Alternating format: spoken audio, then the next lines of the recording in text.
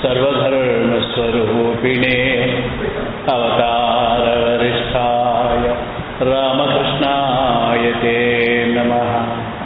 यथाग्ने दाहिका शक्तिः रामकृष्णे स्थिता हिया सर्वविद्यास्वरूपां तां शारदां प्रणमाम्यहम्।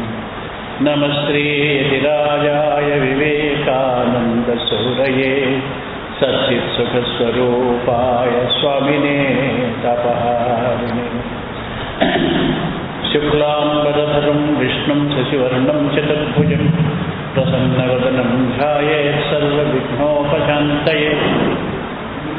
व्यासं वसिष्ठनप्तारं शक्तेः पौत्रमकल्मषं पराशरात्मजं वन्दे सुखदातं तपोनिधिं। वर्णानामर्थसङ्घानां रसानां छन्दसामपि मङ्गलानां च कर्तारो वन्दे वाणी विनायकौ। भवानी शङ्करो वन्दे श्रद्धा विश्वासरूपिणौ। याभ्यां विना पश्यन्ति विना न पश्यन्ति सिद्धा स्वान्तस्तमीश्वरम्। सीतारामगुणग्रामपुण्यारण्यविहारिणौ वन्दे विशुद्धविज्ञानौ कवीश्वरकपीश्वरौ। उद्भवस्थितिसंहारकरिणीं क्लेशहारिणीं सर्वश्रेयस्करीं सीतां नतोऽहं रामवल्लभाम्। यन्मायावशवर्ति विश्वमखिलं ब्रह्मादिदेवासुर यत्सत्त्वादमृषैव भाति सकलं रज्जौ यथा ह्यर्थमः। यत्पादप्लवमेकमेव हि भवाम्भोधेऽस्ति तेषावकम्। वन्देऽहं तमशेषकारणपरं रामाख्यमीशं हरिम्। नमोऽस्तु रामाय सशक्तिकाय नीलोत्पलश्यामलकोमलाय किरीटहाराङ्गदभूषणाय सिंहासनस्थाय महाप्रभाय। స్వరాట్ పరమపురుషుడు అనాది సనాతనుడు అయిన శ్రీ మహావిష్ణువు మాయా శబరితుడై బ్రహ్మము నిష్క్రియము, బ్రహ్మము అచేతనం. తన శక్తి అయినటువంటి దాన్ని మాయ అని కూడా మనం వ్యవహరిస్తాం. సృష్టి స్థితి లయాదులు కానీ ఇతరమైనటువంటి క్రియాకలాపాలు చేయాలని పరబ్రహ్మం సంకల్పం ఉదయించినప్పుడు మాయాశబరిత బ్రహ్మాన్ని అంటే మాయను ఆధారంగా చేసుకుని తన మాయ చేత సకల కార్యాలు చేయిస్తుంటాడు. మానుష భావంతో భూమి మీద అవతరించినటువంటి శ్రీరామచంద్రమూర్తి హనుమంతుడు సీతా దర్శనాన్ని చేసిన తర్వాత, హనుమంతుడితో సంభాషించిన తర్వాత రావణ సంహారానికి సమయం ఆసన్నమైంది. సకల వానర సైన్యాలన్నీ కూడా సిద్ధంగా ఉన్నాయి. హనుమ వచ్చి చెప్పాడు, ప్రభు ఇలా నేను చేశాను, అమ్మను దర్శించాను, అమ్మ యొక్క సందేశం ఇది, అమ్మ యొక్క అభిజ్ఞానం ఇది అని చెప్పి అన్నీ చెప్పాడు. రాముడు మహదానంద పూర్తిరై నిన్న విన్నాం మనం. హనుమకు తమ ఆలింగనాన్ని ప్రసాదించి ప్రశంసించాడనమాట. కార్యం కృతం హనుమత దేవైరపి సుదుష్కరం మనసాపి ధన్యైన స్మర్తం శక్యం నప్పుతలేదు. దేవతలకు కూడా అసాధ్యము దుష్కరమైనటువంటి కార్యాన్ని హనుమ తప్ప మరెవరు చేయగలరు? అన్యులెవరూ మనసులో కనీసం ఊహించనైనా ఊహించలేరు ఈ పని చేయగలము అని. హనుమ ఎంతయో ప్రశంసకు పాత్రుడు కదా అని ఆనందంగా హనుమను ప్రశంసించి అంటున్నాడు, సముద్రం మనసా కృపా తీరతీవ మనోమమ. అందరూ సిద్ధంగా ఉన్నారు జానకి పరిమార్గణం కోసం, జానకి యొక్క అన్వేషణ కోసం. కానీ ఈ సముద్రాన్ని చూస్తుంటేనే నా మనసు కలత చెందుతోంది. ఈ సముద్రాన్ని తరించడం ఎట్లా, లంకను చేరటం ఎట్లా? సముద్రం లంఘయిష్యామో మహానక్ర జిషాకులం.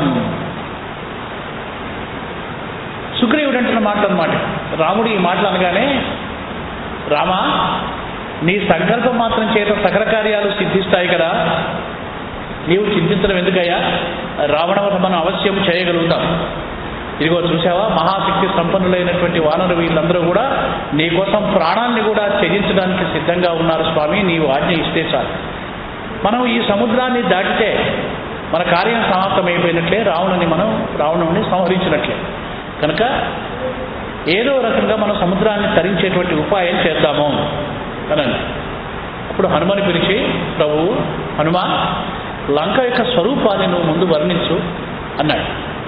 అప్పుడు చెప్పాడనమాట, ప్రభు నేను లంకా నగరాన్ని పూర్తి సాకల్యంగా చూశాను. దివ్యమైనటువంటి త్రికూట పర్వతం మీద ఉన్నది. ప్రతి వైపు కూడా 4 వైపులా కూడా మంచినీటితో నిండినటువంటి అగర్తలున్నాయి. కొన్ని వేల మంది సాయుధులైనటువంటి రాక్షస వీరులు నిరంతరం ఆ యొక్క అగర్తల్ని కాపలా కాస్తూ ఉంటారు. గజదళాలు ఉన్నాయి, పదాతి దళాలు ఉన్నాయి, అశ్వదళాలు కూడా ఉన్నాయి. అన్నింటినీ మించి తూర్పు వైపు ద్వారం దగ్గర అర్బుద సంఖ్యలో, అర్బుదం అంటే 10 కోట్ల సంఖ్యలో రాక్షస వీరులు కాపలా ఉన్నారు. అంతే సంఖ్యలో దక్షిణ ద్వారం వద్ద కూడా వీళ్ళంతా ఉన్నారు. ఇది లంక యొక్క పరిస్థితి అని చెప్పాడు. అయితే పావువంతు సైన్యాన్ని నేను నాశనం చేశాను కనుక మనం కనుక అక్కడికి చేరినట్లయితే లంకాపురం కూడా దగ్ధం చేయబడింది కనుక బంగారు భవనం ధ్వంసం చేయబడింది. సాధ్యమైనంత వరకు శతఘ్నుని నాశనం చేశాను, సొరంగ మార్గాన్ని కూడా నేను ధ్వంసం చేశాను. కాబట్టి మనకు కార్యం సుకరం అవుతుంది అన్నాడు. అని మనం బయలుదేరదాం. వెంటనే నువ్వు ఆజ్ఞ ఇచ్చినట్లయితే వానరు వీళ్ళందరినీ కూడా మనం బయలుదేరి ముందు సముద్రం దగ్గరికి వెళదాము. సముద్రం దగ్గరికి వెళ్ళి అక్కడ ఆలోచన చేద్దామని అన్నాడు. అప్పుడు రాముడు అన్నాడు, నేను హనుమంతుడిని అధిరోహించి ముందు కదులుతాను, తర్వాత అంగదుని అధిరోహించి లక్ష్మణుడు కదులుతాడు, సుగ్రీవ ఈ సేనలన్నింటినీ కూడా సముద్ర తీరానికి నడిపించవలసింది అన్నాడు. అందరూ కూడా సైన్య సమేతంగా సముద్ర తీరానికి చేరుకున్నారు అని ఇక ఆలోచన చేస్తున్నారు. ఒక క్షణం మళ్ళీ కాస్త చింత ఆవరించింది రాముడికి. కార్యవశంలో మానవుడు అవతరించినట్టు రామచంద్రుడు కూడా దుఃఖానికి లోనైనాడు. సీతను గురించి విలపించాడు. శంకరుడు చెప్తున్నాడు అనమాట పార్వతికి, పార్వతి అద్వితీయుడు, చిదాత్మకుడు, సజాతీయ విజాతీయ భేదం లేనటువంటి వాడు, కేవలుడు అయినటువంటి పరమాత్మ కూడా ఆయనకు అసలు సుఖదుఖాది ద్వంద్వాలు ఏవి ఆయన స్పృశించవు. కానీ ఆయన కూడా లోక విడంబనాన్ని అనుసరించి మానవలోక మర్యాదార్థం ఆయన ఇలా చింతిస్తున్నాడు అని చెప్పంటున్నాడు. అని రామ పరాత్మ, ఈ మనకు ఆధ్యాత్మ రామాయణంలో నిన్ననే మనవి చేసినట్లుగా ప్రతి పాత్ర, అంటే దీన్ని ప్రవచనం చేస్తున్నటువంటి శంకరుడు సహా ప్రతి సర్గలో కూడా రాముడి యొక్క పరమార్థ తత్వాన్ని నిరూపించేటువంటి సంఘటనలు మనకు కొలలుగా కనిపిస్తాయి. ఆయన అంటున్నాడు శంకరుడు, రామ పరాత్మ పురుష పురాణో నిత్యోదితో నిత్యసుఖో నిరీహ తథాపి మాయాగుణ సంగతోసౌ సుఖీవ దుఃఖీవ విభావ్యతే బుధౌ. ఆయన దుఃఖిస్తున్నాడు. ఇలా ఉన్నది. అక్కడ రావణాసురుడు తన రాక్షసులందరినీ కూడా సభ చేసి వాడు అంటున్నాడు, కేవలం ఒక్క వానరుడు వచ్చాడు, ఎంతో మంది రాక్షసుల్ని సంహరించాడు, ఎంతో నష్టాన్ని కలిగించాడు, కానీ అందరినీ తిరస్కరించి చాలా తేలిగ్గా సులువుగా ఇక్కడి నుంచి వెళ్ళిపోయాడు. నాకు చాలా సిగ్గుగా ఉన్నది. ఇది మనం కాస్త తీవ్రంగా ఆలోచించాల్సిన విషయమో అన్నాడు. అంటే అక్కడున్న పరివారం అన్నారు, రాక్షసులు వాడికి తగిన వాళ్లే, రావణాసుడికి తగిన వాళ్లే.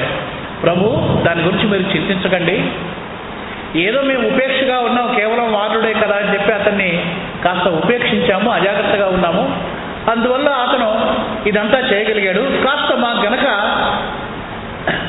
ఏమాత్రమైనా ముందు తెలిసిందా మేము అవశ్యము అతన్ని మేము సంహరించి ఉండేవాళ్ళము. ఈసారి అట్లా కాదు, చాలా జాగ్రత్తగా ఉందాం, ఆజ్ఞ ఇవ్వండి, వెంటనే వెళ్ళి ఆ వానర సైన్యంతో సహా ఆ రాముడిని మనం నిర్జిస్తాం, మీరు సిద్ధంగా ఉన్నాం, మీరు ఆజ్ఞ ఇవ్వండి అన్నారు.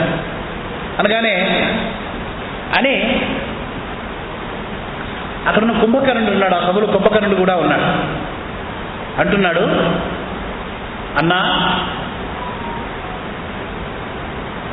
ఒక ఉన్న దృష్టోసి తదా భాగ్యాత్వం రామేణ మహాత్మన, నాకు ఒక విషయం స్పష్టంగా అర్థమైంది అన్నయ్య. మన వినాశకాలం ప్రారంభమైంది నాకు స్పష్టంగా అనిపిస్తోంది. ఆనాడు నేను చెప్పాను, వినలేదు. సీతను తీసుకొచ్చావు, వినాశనం ప్రారంభమైంది. అందుకు మొదటి సూచన హనుమంతుడు చేసినటువంటి విధ్వంసము. నీ అదృష్టం బాగుండబట్టి సీతను అపహరించి తీసుకొచ్చిన రోజు రాముడి కంట నీవు పడలేదు కనుక నీవు సజీవంగా ఉన్నావు. అదే గనక ఎది పశ్యతి రామస్వామి జీవన్నాయాసి రావణ, రాముడు గనక నిన్ను చూసి ఉంటే ఈనాడు వాడు మాట్లాడడానికి నువ్వు ఉండేవాడివి కాదు. కనుక ఇప్పటికైనా నా మాట విను. రామో నా మానుషో దేవ సాక్షాన్ నారాయణో అవ్యయ, సీత భగవతి లక్ష్మి రామపత్ని యశస్విని. కుంభకర్ణుడు చాలా జ్ఞాన సంపన్నుడుగా మాట్లాడుతున్నాడు. వాడికి తెలుసు సాక్షాత్ నారాయణుడు అవ్యయుడు రాముడు, వైకుంఠవాసుడు. సీత ఎవరనుకున్నావు? భగవతి, లక్ష్మి, యశస్విని. కనుక నీవు ఆమెను చెరపట్టాలని చూశావు. ఎలా ఉందంటే నీ వ్యవహారం అంతా సముద్రంలో ఈదే సొరచేప అజ్ఞానం చేత ఒక పెద్ద విషపిండాన్ని మిగులుతుంది. ఆ తర్వాత దాన్ని బయటికి కక్కలేక మింగలేక ప్రాణాలు విలవిలగా కొట్టుకొని ప్రాణాలు వదులుతుంది. అలా ఉంది నీ పరిస్థితి. నువ్వు సొరచేప లాంటి వాడివే, బలమైన వాడివే కాదు, కానీ విషపిండాన్ని మింగావు నువ్వు. ఎంత అద్భుతమైనటువంటి ఉపమానం చూడు అని కోపం వచ్చింది రావణాసురుడికి. హే, వైరి పక్షాన మాట్లాడుతున్నావు దుర్మార్గుడా, నచ్చలేదు. పరమ భాగవతుడైనటువంటి విభీషణుడు ప్రవేశం తత్రాగతో భాగవత ప్రధానో విభూషణో బుద్ధిమతాం వరిష్ట శ్రీరామపాదద్వయ ఏకతాన ప్రణమ్య దేవారి ముఖోపవిష్ట అని విభీషణుడు వచ్చాడు.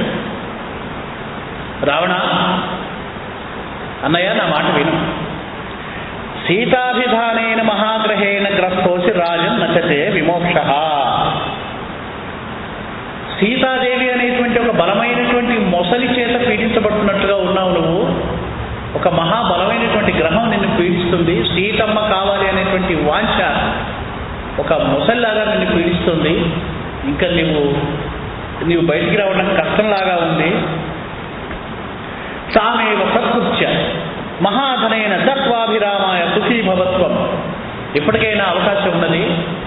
సీతమ్మను రాముడికి ప్రదానం చేసి సమర్పణ చేసి శరణాగతి చేసి ప్రాణాలు దక్కించుకోవడం మంచిది అని అన్నాడు. అప్పటికి వీడు ఇంద్రజిత్తు ప్రవేశించి, వీళ్ళందరి మాటలు వినకండి, తండ్రి గారు నా మాట వినండి, నాకు ఆజ్ఞ ఇవ్వండి, నేను వెళ్ళి వాళ్ళ శత్రువులు సంహారం చేస్తాను అని అన్నాడు. విభీషణుడు చెప్తూనే ఉన్నాడు, అన్నయ్య శ్రీరామచంద్రుడి వాడి శర పరంపర లంకన్ మొత్తాన్ని వ్యాపించి మన రాక్షసుల యొక్క శిరస్సుల్ని పూమొగ్గలాగా రాల్చి వేయకముందే నువ్వు ఆయన శరణు వేయటం మంచిది. మహాబల సంపన్నులు, సింహ పరాక్రములు, నఖాలు దంతాలే ఆయుధాలుగా కలిగినటువంటి వానర వీరులు నిన్ను సంహరించడానికి సిద్ధంగా ఉన్నారు కదా. వాళ్ళందరూ లంకను ముట్టడించడానికి సిద్ధంగా ఉన్నారని చారుల ద్వారా తెలిసింది. లంకను సర్వనాశనం చేయకముందే సీతమ్మని విడిచిపెట్టు అని అన్నాడు. అంటూ ఒక మాట అన్నాడు, అలా కానట్టయితే నువ్వు బ్రతకడం దుర్లభం. జీవన్న రామేణ విమోక్ష సేత్వం గుప్త సురేంద్రైరపి శంకరే. నీవు ఎవరికైతే భక్తున్నా నువ్వు భావిస్తూ విర్రవీగుతున్నావో ఆ పరమశివుడు, ఆ శంకరుడు కూడా నిన్ను రక్షించలేడు. అంటే శంకరుడు శక్తిహీనుడని కాదు అక్కడ ఉద్దేశం. ధర్మము దైవ స్వరూపమై ఉంటుంది, దైవం ధర్మస్వరూపుడై ఉంటాడు. రాముడైనా శంకరుడైనా అవ్యయ అఖండ సచ్చిదానందమైనటువంటి సనాతనమైన పరబ్రహ్మం ధర్మగ్లాన్ని సహించదు. వాడు ఎంత భక్తుడైనా భక్తి ఎంతవరకు చేయాలో అంతవరకు భక్తికి ఇవ్వాల్సిన ఫలాలు ఇస్తే ఇవ్వవచ్చు కాదు. కానీ అంతిమంగా తామస భక్తి వల్ల చేయకూడనటువంటి దుష్కార్యాన్ని చేసినట్లయితే, అది అధర్మమైనట్లయితే భగవంతుడు కూడా క్షమించడు, ఎంత భక్తుడైనా. అసలు నిజమైనటువంటి భక్తుడు, సాత్విక లక్షణాలు ఉన్నటువంటి భక్తుడు ఎప్పుడు కూడా భగవంతుడికి నచ్చనటువంటి పనిని చేయడు, అది వేరు విషయం. కానీ వీడు తామస భక్తి వల్ల, ఒక ప్రత్యేకమైన కారణం వల్ల అధర్మ కార్యాన్ని చేశాడు. కనుక శంకరుడు కూడా నిన్ను రక్షించలేడు, ప్రాణాలతో బయటపడతారు అన్నయ్య అన్నాడు. అని రావణుడు అన్నాడు, రాక్షస కులంలో చెడబుట్టావు నువ్వు, నాకు అహితమైనటువంటి మాటలు చెప్తున్నావు, ముందు నా దగ్గర నుంచి వెళ్ళిపోను అని అన్నాడు. సరే అట్లాగే వెళ్తానులే అని వెంటనే తనను ఎప్పుడు అనుసరించేటువంటి తన వాళ్ళైనటువంటి ఒక 4 మంత్రులతో సహా ఆకాశానికి వెళ్ళి పోతే ఒక మాట అన్నాడు. కాలో రాఘవ రూపేణ జాతో దశరథాలయే. అన్నా ఒక విషయాన్ని మర్చిపోకు, దశరథుడి గృహంలో యముడు కాలుడు రాముడై జన్మించాడు. కాళీ సీతాభిధానైన జాతా జనకనందిని. కాలస్వరూపిణి మృత్యుస్వరూపిణి అయినటువంటి మహాకాళి సీత అనేటువంటి నామంతో జనకనందినిగా జన్మించింది. ఈ విషయాన్ని మర్చిపోకన్నయ్య. ఏనైవ ప్రయత్నస్తం తు నశృణోసి హితం మమ. నీవెట్లాగూ నా మాట వినట్లేదు కనుక ఇక నేను సాక్షాత్ పరమపురుషుడైనటువంటి రాముడిని శరణు వేయడానికి వెళ్తున్నాను అని ఒక మాట అంటున్నాడు. వృక్షేష్వేకో మహానల యథా నానా ప్రకారేషు. అనలము అగ్ని వ్యాపించి చెట్లను దహించి వేసినప్పుడు చెట్ల యొక్క ఆకారంలో కనిపిస్తుంది, కానీ అగ్నికి నిజంగా ఆకారం అంటూ ఏమీ ఉండదు. అలాగే నిరాకారుడు, నిర్గుణుడు, అవ్యయుడు అయినటువంటి పరమాత్మ ఆకృతి దాల్చి రాముడై వచ్చాడు. నువ్వు ఆ విషయాన్ని గ్రహించలేకపోతున్నావు అని ఇంకొక ఉపమానం కూడా చెప్పాడు. స్ఫటికానికి ఏ రంగు ఉండదు, కానీ అది ఉంచబడినటువంటి ప్రాంతాన్ని బట్టి స్ఫటికం నిర్మలంగా ఉంటుంది, ఏ రంగు ఉండదు. కానీ ఎర్రటి ప్రదేశం వస్తే ఎర్రటి రంగును, నీలమైన ప్రదేశం వస్తే నీలం కాంతిని, ప్రదేశాన్ని బట్టి కాంతిని మారుస్తూ ఉంటుంది స్ఫటికం.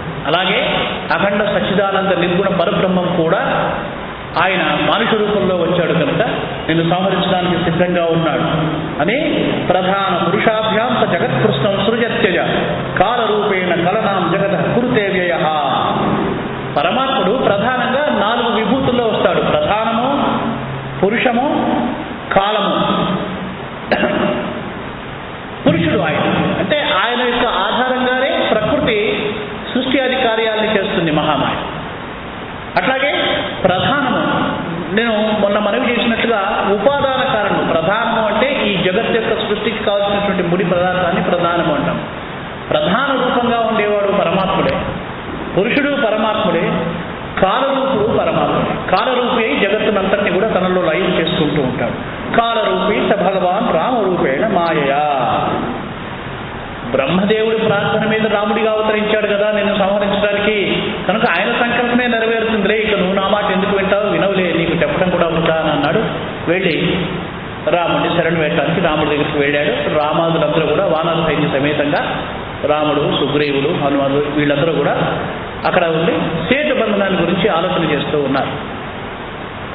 వెళ్ళారు. రాముడు అంటున్నాడు,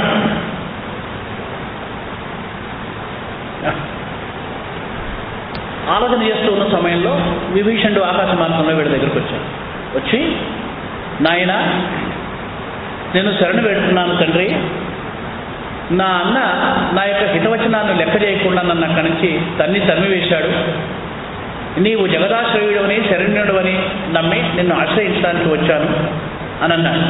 అమ్మా మమైవం భాతితే రామ బుద్ధ్యాతిం నిశ్చితం వదా అన్నాడు. సుగ్రీవుడు అన్నాడు, రామా ఇతని మాట నమ్మడానికి వీల్లేదు, శత్రువు యొక్క తమ్ముడు, ఎప్పుడైనా మనకు అపకారం చేయవచ్చు అని అంటాడు. అంటే రాముడు అంటున్నాడు, ఓ కపిశ్రేష్ఠ, ఏది ఇచ్చామి లోకాన్ సర్వాన్ సహేశ్వరాన్ నిమిషార్థేన సంహన్యాం సృజామి నిమిషార్థత. నువ్వేమీ భయపడకయ్యా, వాడు శత్రువైనా సరే మనం భయపడవలసినటువంటి పని లేదు. నేను సంకల్పించినట్లయితే అరక్షణంలో ఈ లోకాన్ని మొత్తాన్ని కూడా నేను సంహరిస్తాను, సృష్టిని మొత్తం సంహరిస్తాను, మళ్ళీ సృజిస్తాను, కనుక నాకు ఆ భయం లేదులే.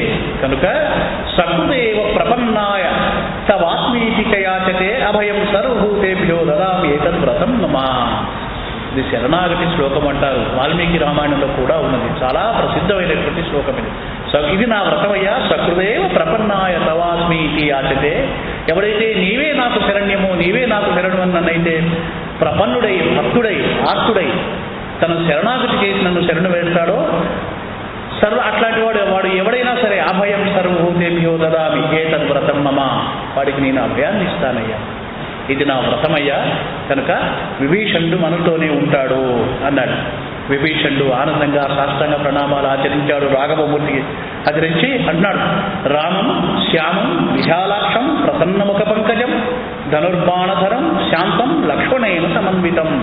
అలాంటి రాముడికి సాష్టాంగ దండ ప్రణామాలు ఆచరించి విభీషణుడు అంటున్నాడు, ఆహా నమస్తే రామ రాజేంద్ర రవ సీతా మనోరమ నమస్తే చండ కోదండ నమస్తే భక్తవత్సల నమో అనంతాయ శాంతాయ రామాయ అమిత తేజసే సుగ్రీవ మిత్రాయ చితే రఘూణాం పతే నమః. ఓ రఘుపతి నమో నమః నమో నమః. తండ్రి ఎంత హర్ష పులకిత గాత్రంతో ఆయన రాముడిని చేశాడనమాట విభీషణుడు. ఎందుకంటే లంకారాజ్యానికి పట్టాభిషేకం జరిగినప్పటికంటే రాముడు తనని దాసునిగా అంగీకరించి తనవాడిగా తనకు శరణు ఎప్పుడైతే ఇచ్చాడో అప్పుడు కలిగినటువంటి ఆనందం అనేక రెట్లు గొప్పదనమాట అని అంటున్నాడు. ఓ మహానుభావ త్వమనోరపి అణీయంశ స్థూలా స్థూలతర ప్రభో. అణువు కంటే అణువు నీవే, స్థూలం కంటే స్థూలము నీవేనయ్యా. త్వం పితా సర్వలోకానాం మాతా ధాతా త్వమేవ హి. నాయన పరమపురుష రామ రఘునందన రాజీవలోచన నీలవేషశ్యామ సకల లోకాలకు తండ్రి నీవే, ధరించేవాడు నీవే, భర్తవి నీవే, త్వమేవహి త్వమేవహి అంటూ ఆనందంగా స్థుతించాడు. చాలా స్థుతి చేశాడనమాట. నమ సీతాపతే రామ నమ కారుణికోత్తమ రావణారే నమస్తుభ్యం మాం భవసాగర. తండ్రి నన్ను ఈ భవసాగర్ నుంచి రక్షించవయ్యా అని అప్పుడు ఆ యొక్క స్థుతికి ప్రసన్నుడైనటువంటి రాముడు, నీకు ఏం వరకు కావాలో కోరుకోయా విభీషణ అన్నాడు.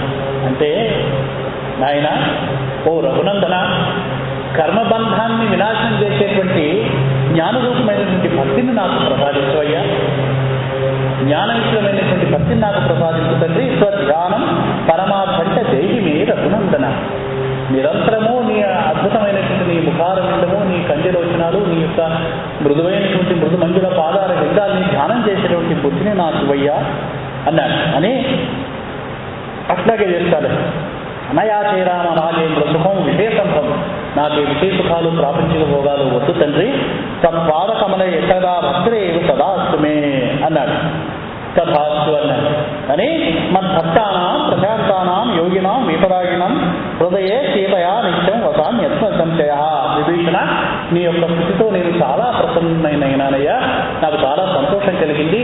ఈ స్థుతిని గానం చేసిన వాళ్ళు, విన్నవాళ్ళు కూడా ఎప్పుడూ కూడా నా యందు భక్తి ప్రపత్తులు కలిగి ఉంటారు.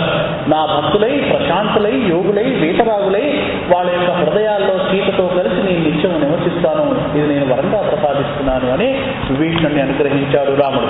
ఇప్పుడు ఆహా అని వెంటనే సుగ్రీవ, ఇతన్ని లంకా రాజ్యానికి పట్టాభిషేకం చేస్తున్నాను, రాజుగా అభిషేకం చేస్తున్నాను, సముద్ర జలాలు తెప్పించు అన్నాడు. అప్పటికప్పుడు పట్టాభిషేకం చేశాడు. లంకకు రాజుగా విభీషణుడికి పట్టాభిషేకం చేశాడు రాముడు. అప్పుడు సుగ్రీవుడు అన్నాడా, నాయన నువ్వు మాకు ఇప్పుడు సోదర సవాలుడు అయినావు, నువ్వు మాలో ఒకరు అయినావు. ఇప్పుడు మేము రావణ సంహారార్థం యుద్ధానికి బయలుదేరుతున్నాం కనుక నీవు కూడా మాకు సహాయం చేయాలి అని అన్నాడు. అంటే ఆయన అన్నాడు, అహం కియాన్ సహాయత్వే రామస్య పరమాత్మన. ఏం మాటయ్యా, రాముడు పరమాత్ముడు, రాముడికి సహాయం చేయగలవాళ్ళ రామను. కిం సుదాస్యం కరిష్యేహం వద్యా శక్త్యా క్షమాయయా. నేను కింకరుడు, దాసుడిని, రామదాసుల్లో ఒకరిని కనుక ఆయనకు నేను దాస్యం చేస్తాను. సహాయం అనేది చాలా పెద్ద మాట కదా అంటారు.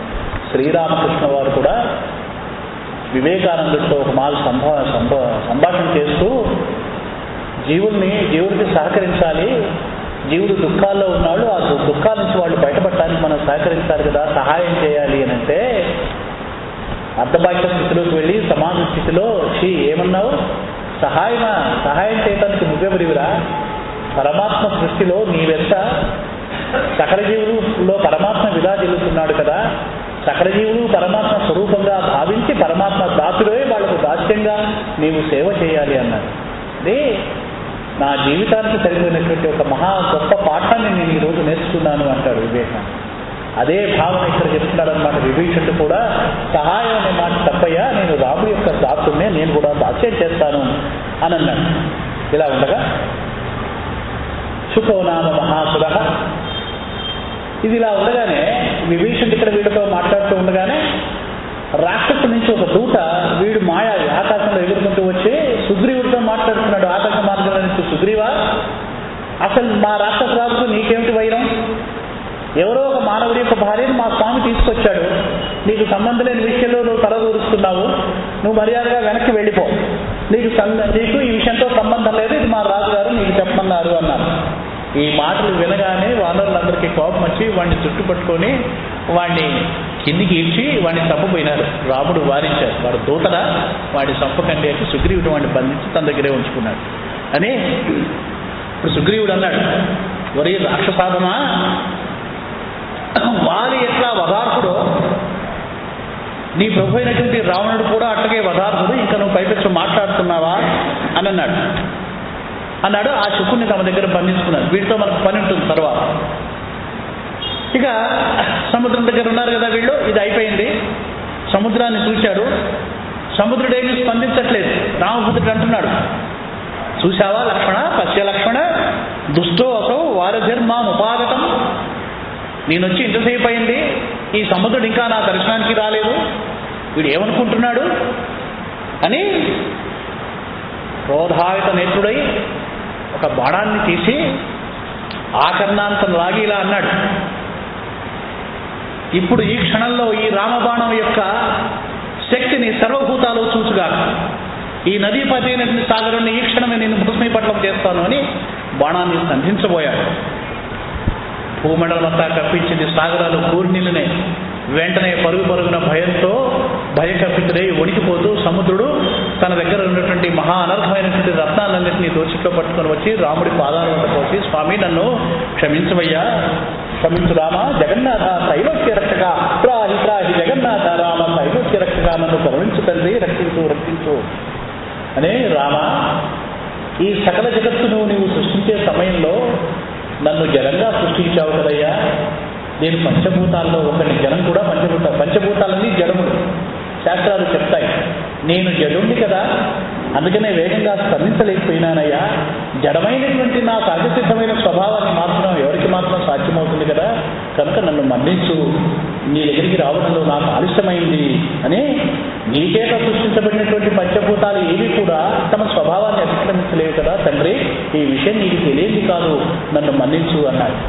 సరిగ్గా ఇదే రకమైనటువంటి భావన మనకి, ఇదే రకమైనటువంటి సమాధానం భాగవతంలో కాళీయుడిని ఆయన అర్థం చేసినప్పుడు కాళీయుడు అంటాడు శ్రీకృష్ణుతోటి, కృష్ణ మేము జన్మతః సర్పాలము, తామస గుణం కలిగినటువంటి వాళ్ళము, కనుక నీవు మాకు విషయాన్నే ఇచ్చావు కదా, నీవు ఇచ్చిన విషయాన్ని నేను లోకానికి ఇస్తున్నాను, నాలో లేని నేనేమి ఇస్తాను, కనుక దయచేసి నన్ను క్షమించు అని అంటాడు.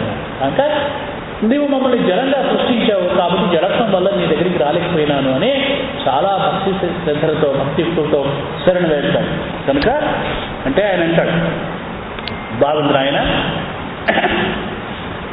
దేవాదిదేవ అయినా నేనేం బాధపడను, ఎందుకంటే పశువులకు జడులకు బెత్తమే కదా మార్గదర్శకం, భూతానాం అమరశ్రేష్ఠ పశువునాం లగుడో యథ.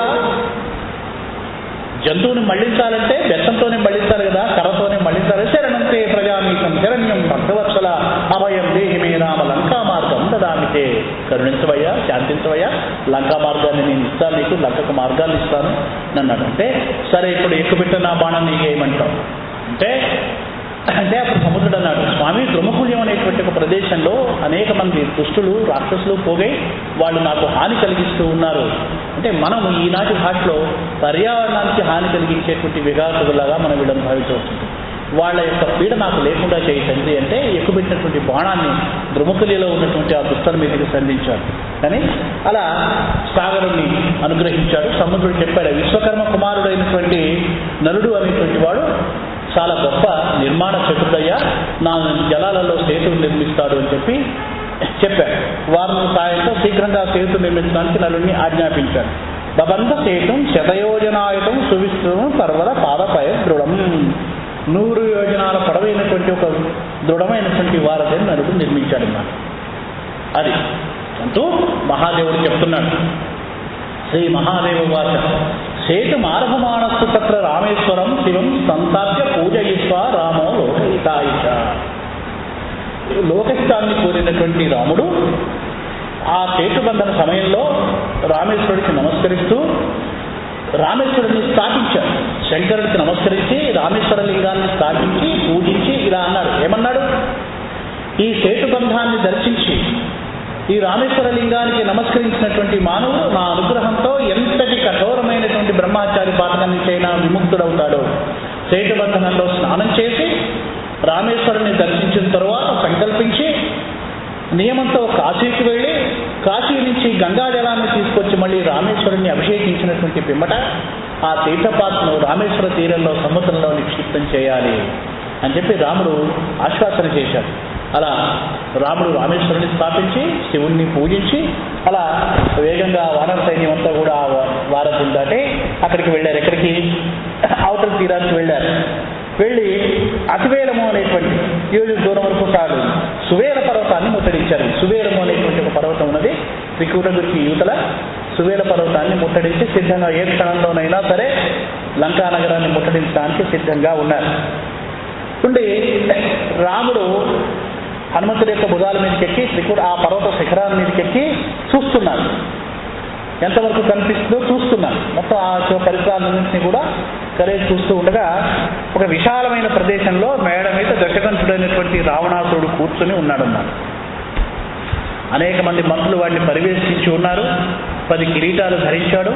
నల్లటి కాటుక కొండలాగా ఉన్నాడు అని అప్పటి వరకు వీళ్ళ దగ్గర బంధించబడినటువంటి శుకుడు అనేటువంటి రాక్షసుడిని వీళ్ళు వదిలిపెట్టారు. వీడు వేగంగా పరిగెత్తాడు. అయితే రాగానే రావణాసురుడు అన్నాడు, ప్రహసం రావణహత్ర పీద కిం పరైశుక. ఏడా అబ్బాయి, రాముడి చేతిలో బాగా తన్నులు తినొచ్చినట్టున్నావే నువ్వు చూడబోతే అన్నాడు. ఇంకా తర్పం అడగలేదు. రావణాసురుడి మాట అన్నాడు, అయ్యా సాగరం యొక్క ఉత్తర తీరంలో నీ మాటలు ఉన్నట్టుగా చెప్పానంతే. నాకు చావు తప్పి కన్నులొట్టబోయింది, నా ప్రాణాలు పోయినంత పరేసి రాముడు కారుణ్యమూర్తి నన్ను సంహరించకుండా వాళ్ళని ఆపాడు. నేను ప్రాణాలతో బయటపడ్డానయ్యా. మహారాజా ఒక మాట చెప్తున్నాను విను. మన రాక్షస బలగానికి వానర బలగానికి అసలు ఎక్కడా పోలికే లేదు. వాళ్ళని మనం జయించగలమని నాకైతే అనిపించట్లేదు. కనుక రాముడు కూడా రావణుడికి నా మాటగా చెప్పు అని ఏమన్నాడు తెలుసా? ఏ బలాన్ని నమ్మి, ఏ నమ్మకంతో, ఏ యొక్క ఆశ్వాసంతో నువ్వు సీతను నా నుంచి తీసుకుని వచ్చావో దాన్ని నీ చేతనైనట్లు నీ బలాన్నంతటిని ప్రదర్శించు రావణ. రేపటి ఉదయమే ప్రాకారాలతో తోరణాలతో కూడిన నీ లంకారంగం మొత్తం కూడా విధ్వంసం అయిపోతుంది. నీ కళ్ళ ముందే రేపు ఉదయమే నీవు నిర్మించుకున్నటువంటి నీకు ప్రియమైనటువంటి సుందరమైనటువంటి లంకా నగరం సర్వము విధ్వంసం కావడం నీ కళ్ళతో చూస్తావుగాక. సిద్ధం చేసుకో, బలాన్ని సిద్ధం చేసుకుని యుద్ధానికి సిద్ధంగా ఉండు అంటూ సవాలుగా రాముడు సందేశాన్ని పంపాడు. నాయనా మహానుభావ, ఓ రాక్షస ప్రభు, అసలు వానరులందరూ కూడా అక్కర్లేదు. వాళ్ళందరూ ఒక పక్కన ఉన్నా లక్ష్మణుడు, సుగ్రీవుడు, విభీషణుడు, వీళ్ళ ముందు రాముడు, ఈ నలుగురు చాలు మన మొత్తం జాతిని నాశనం చేయడానికి నాకు అనిపిస్తుంది ప్రభు అని అన్నాడు. సేవకుడైనా కూడా రాముడి దర్శనం వల్ల, రామభక్తులైనటువంటి సుగ్రీవ, హనుమ, విభీషణాదుల యొక్క దర్శనం వల్ల వాడిలో సాత్విక చైతన్యం జరుగుతూ ఉండటం మనం చూస్తాం. ఇది మనం గమనించవలసినటువంటి విషయం. రామ దర్శనం కలిగింది వాడిలో, అందువల్ల వాడి చక్కటి మాటలు చెప్పగలుగుతున్నాడు. అదిగో చూసావా మహారాజా, మాటి మాటికి సంభ్రమంతో వాళ్ళని నేల కొడుతూ ఉన్నాడే, తొడలు జరుపుతున్నాడే, ఆఖరే యువరాజు అంగడు, పనసుడు, మైందుడు, ద్వివిధుడు మొదలైన మహావీరులందరూ ఉన్నారు అని చెప్పి వాళ్ళందరినీ కూడా చాలా విపులంగా వర్ణించాడు వానర సైన్యాన్ని. రామో నమానుష సాక్షాత్ ఆదినారాయణ పరః సీత సాక్షాత్ జగద్ధేతు చిచ్చక్తి జగదాత్మిక. వాడెంతండి, ఒక చారుడు, ఒక సేవకుడు, సాధారణమైనటువంటి రాక్షసుడు, అజ్ఞాని. వాడంటున్న మాటలు ఇవి. రామో నమానుష సాక్షాత్ ఆదినారాయణ పరః సీత సాక్షాత్ జగద్ధేతు చిచ్చక్తి జగదాత్మిక. జగత్తును రక్షించేటువంటి చిచ్చక్తి అయ్యా త్రిపుర చైతన్యమయ్యి బ్రహ్మమయ్యి చిచ్చక్తి ఆవిడ, ఆయన స్వయం నారాయణుడు అని చెప్పాడు. ఇక్కడ నాకేమనిపిస్తుందంటే, భాగవతంలో మధురానగరంలో ప్రవేశించినటువంటి క్షణంలో, అంటే మధురానగరం అంటే బృందాల్లో కూడా కృష్ణుడు తన సంపర్కంలోకి వచ్చినటువంటి ప్రతి వాళ్లకు కూడా మోక్షాన్ని ఎలా అనాయాసంగా ప్రసాదించాడు. వైష్ణవ దేవాలయంలో శ్రీచక్ర స్నానం రోజు ఆచార్య స్వామి దాంతో కూర్చతోటి ఆ స్వామివారి యొక్క స్నపన జలాన్ని అందరి మీద సంప్రోక్షణ చేస్తారు. ఆ జలం యొక్క స్పర్శ చేత భక్తులందరూ కూడా పవిత్రులైపోతారని మన యొక్క విశ్వాసం అనమాట. అక్కడ వాళ్ళందరూ కూడా అయ్యగారు నామస్మృతి చల్లండి, నామస్మృతి చల్లని దగ్గరికి వెళ్ళి మరి ఆ నీటిని తమ మీద ప్రోక్షింపజేసుకుంటారు. అంత తేలిగ్గా, అంత అలవోకగా కృష్ణుడు భాగవతంలో తన సంపర్కంలోకి వచ్చిన వాళ్ళందరికీ కూడా మోక్షాన్ని ప్రసాదించడం మనం చూస్తాం. అలాగే ఇక్కడ కూడా అధ్యాత్మ రామాయణంలో కూడా ప్రతి సర్గంలో కూడా తమ భక్తుల్ని తన దర్శన మాత్రం చేత, తనని సూచన మాత్రం చేత రాముడు అందరికీ కూడా తన యొక్క అవతార తత్వ మహత్యాన్ని, జ్ఞానాన్ని ప్రసాదించినట్టుగా అనిపిస్తుంది. ఇది ఆధ్యాత్మ రామాయణం విశేషం. రాముడు అందుకు కరుణావరుణానాయుడు అని పిలుచుకున్నాడు అన్నాడు. లేకపోతే రాముడి అనుగ్రహం లేకపోతే ఇంతమంది పామరుజులకి ఇట్లాంటి అద్భుతమైనటువంటి మాటలు ఎలా వస్తాయండి? ఉపనిషత్ మంత్ర సమానములైనటువంటి వాక్యాలు అన్నమాట ఇవన్నీ కూడా. అని క్షణనాశిని సంసారే, చూడండి వాడు క్షణనాశిని సంసారే శరీరే క్షణమంగురే పంచభూతాత్మకే రాజ చతుర్వింశతి తత్వకే. ఓ మహానుభావ రావణ, ఏమిటయ్యా శరీరమే కదా భోగాలు భోగించేది, 24 తత్వాలే కదా శరీరం అంటే, క్షణంలో భగ్రమైపోయేదే కదా, ఇంకా ఎంతకాలం భోగిస్తావు, ఇంకా నీకు జ్ఞానం కలగలేదా అంటున్నాడు. ఇదండి వాడి మాట, శుకుడి మాట. అయినా రావణాసుడికి ఈ మాటలన్నీ అని ఇంకో మాట అంటున్నాడు. ఓ మహామతి, ఈ దేహాభిమానాన్ని వీడు వివేకమైనటువంటి మనుష్య దేహాన్ని పొంది భారతదేశంలో జన్మించి అంటున్నాడు, దేహం లబ్ధ్వా వివేకాఢ్యం ద్విజస్తంచ విశేషత తత్రాతి ద్విజుడవయ్యుండి, మానవ జన్మ పొంది ద్విజుడవయ్యుండి తత్రాతి భారతే వర్షే కర్మభూమౌ, కర్మభూమి నుండి భారతవర్షంలో జన్మించి సుదృఢమైనటువంటి స్థితిలో ఉండి కూడా నువ్వు ఇంకా దేహభోగాల్ని విడిచిపెట్టట్లేదా, దేహభావాన్ని విడిచిపెట్టట్లేదా అంటున్నాడు. సీతాం సమర్ప్య రామాయ తత్పాదాంశరో భవ. ప్రభు దశగ్రీవ, వాడు తెగించాడు, ఇక నా ప్రాణాలు పోయినా పర్వాలేదు అనుకున్నాడు అంటున్నాడు. సీతాం సమర్ప్య రామాయ తత్పాదాంశరో భవ తత్సంగతిం కురు భజస్వ హరిం శరణ్యం శ్రీరాఘవం మరకతోబల కాంతికాంతం.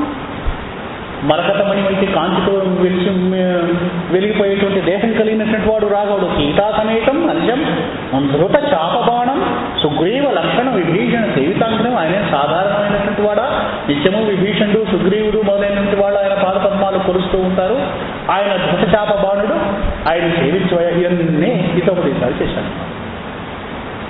కాబట్టి ఇంత సాధారణమైనటువంటి శుకుడు కూడా ఇంత చేశాడంటే దీనికి ఒక చిన్న వెనకాల నేపథ్యం కూడా ఉంది. పూర్వజన్మలో ఒక సద్బ్రాహ్మడు అనేకమైన కార్యాలు చేస్తూ యజ్ఞయాగాది కృతం చేస్తూ రాక్షస వినాశనానికి ప్రయత్నిస్తూ ఉన్న కాలంలో వజ్రదంశుడు అనేటువంటి వాడు ఎట్లాగైనా సరే వీడి యజ్ఞయాగాది కార్యాన్ని విఘ్నం చేయాలి, రాక్షస సంహార యత్నాలు వీడు చేస్తున్నాడు, వీడు గనక సఫలుడైతే మనకు కష్టం అని చెప్పేసి వాడిని మోసం చేసి అగస్త్య మహామునికి ఈతడు మాంసాహారం తినిపించేటట్లుగా చేసి, అంతా అదొక కథ, దాన్ని వివరంగా చెప్పట్లేదు.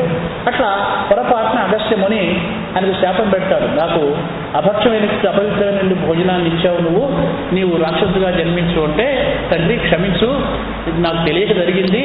ఎందుకంటే అగస్త్యుడి రూపంలో వజ్రదంశుడు అనేటువంటి రాక్షసుడు వచ్చి మాయ మాటలు చెప్తే నమ్మాడనమాట వీడు.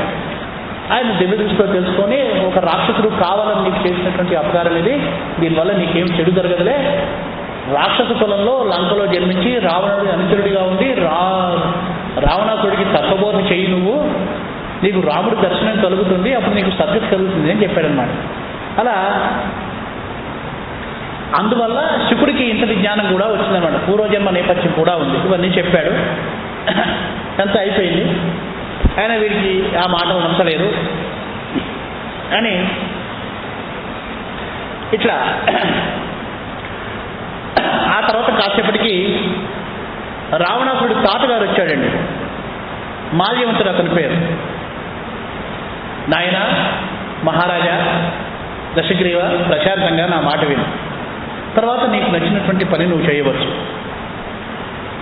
ఏ ముహూర్తంలో ఆ రాముడి భార్య అయినటువంటి సీతా మహాసాధ్యం నువ్వు మా నగరంలోకి తీసుకొచ్చావు కానీ నాయన దశానన, అనేకమైనటువంటి ఉపపాతాలు, అనేకమైనటువంటి విఘాతాలను చూస్తున్నాము, దుశ్శకునాల్ని చూస్తున్నాము. నాకెందుకో మనసు కీడు శంకిస్తుంది. వెంటనే ఆయనను ఇక్కడి నుంచి పంపించి వేయి నాయన. రామం నారాయణం విద్ధి విద్వేషం త్యజ రాఘవే. రాఘవుడి పట్ల విద్వేషాన్ని వదలవయ్యా. రామం నారాయణం విద్ధి. వీళ్ళు ఎంతగా చెబుతూ ఉన్నారో అంతగా వైరభావం పెరుగుతోంది రావణుడు. అది అక్కడ గమనించవచ్చు. రామం నారాయణం ఇది యత్ పాదపోతమాశ్రిత్య జ్ఞానినో భవసాగరం. జ్ఞానులైనటువంటి వాళ్ళు భవసాగరాన్ని తరించడానికి ఎవరి పాదాన్ని ఆశ్రయిస్తారనుకున్నావు? రాముడి పాదాన్ని ఆశ్రయిస్తారు. కనుక రామం నారాయణ విద్య, ఆయన శ్రీమన్నారాయణుడిగా ఎరువు అని అన్నాడు అని మద్వాక్యం కురు రాజేంద్ర. కుశల కౌశల హేతవే, నీకు కుల కౌశల హేతవే, నీ కులం రక్షించబడుతుంది, కౌశలం జరుగుతుంది, మేలు జరుగుతుంది, నా మాట వినని చెవిని ఇల్లు కట్టుకొని పోరాడాడు అని ఈ మాట నచ్చగా రుసరుసలాడుతూ అక్కడి నుంచి రామోపి ధనురాదాయ లక్ష్మణ సమాహృతం దృష్వా రావణమాసీనం కోపేన కలుషీకృత. ఎలా ఉన్నట్టు వాడు దృష్వా రావణమాసీనం కోపేన కలుషీత.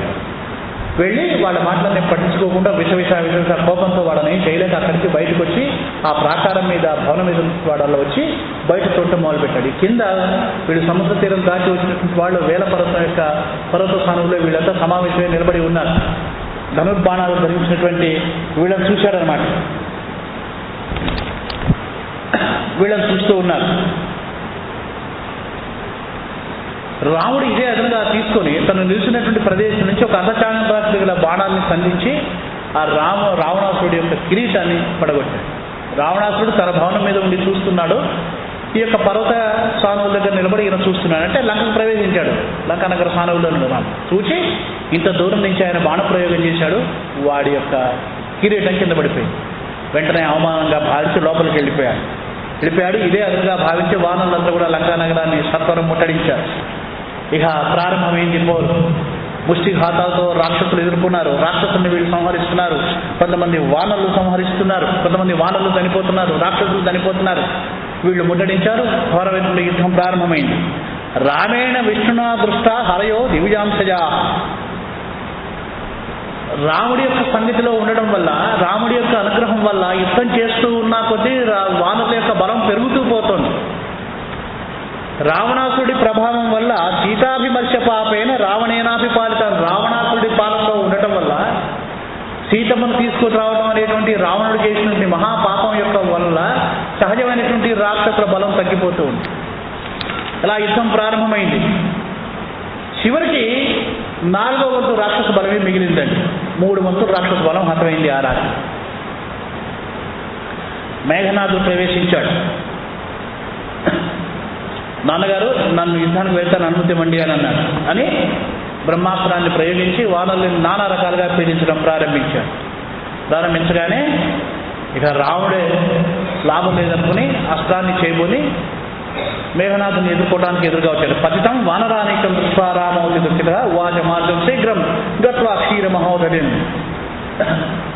ఎప్పుడైతే రాముడు ప్రత్యక్షంగా తన సంహరించడానికి బాణం తీసుకున్నాడో వాడు మాయాయుద్ధ విషాదుడు కనుక ప్రాణభయంతో వెంటనే పారిపోయాడు.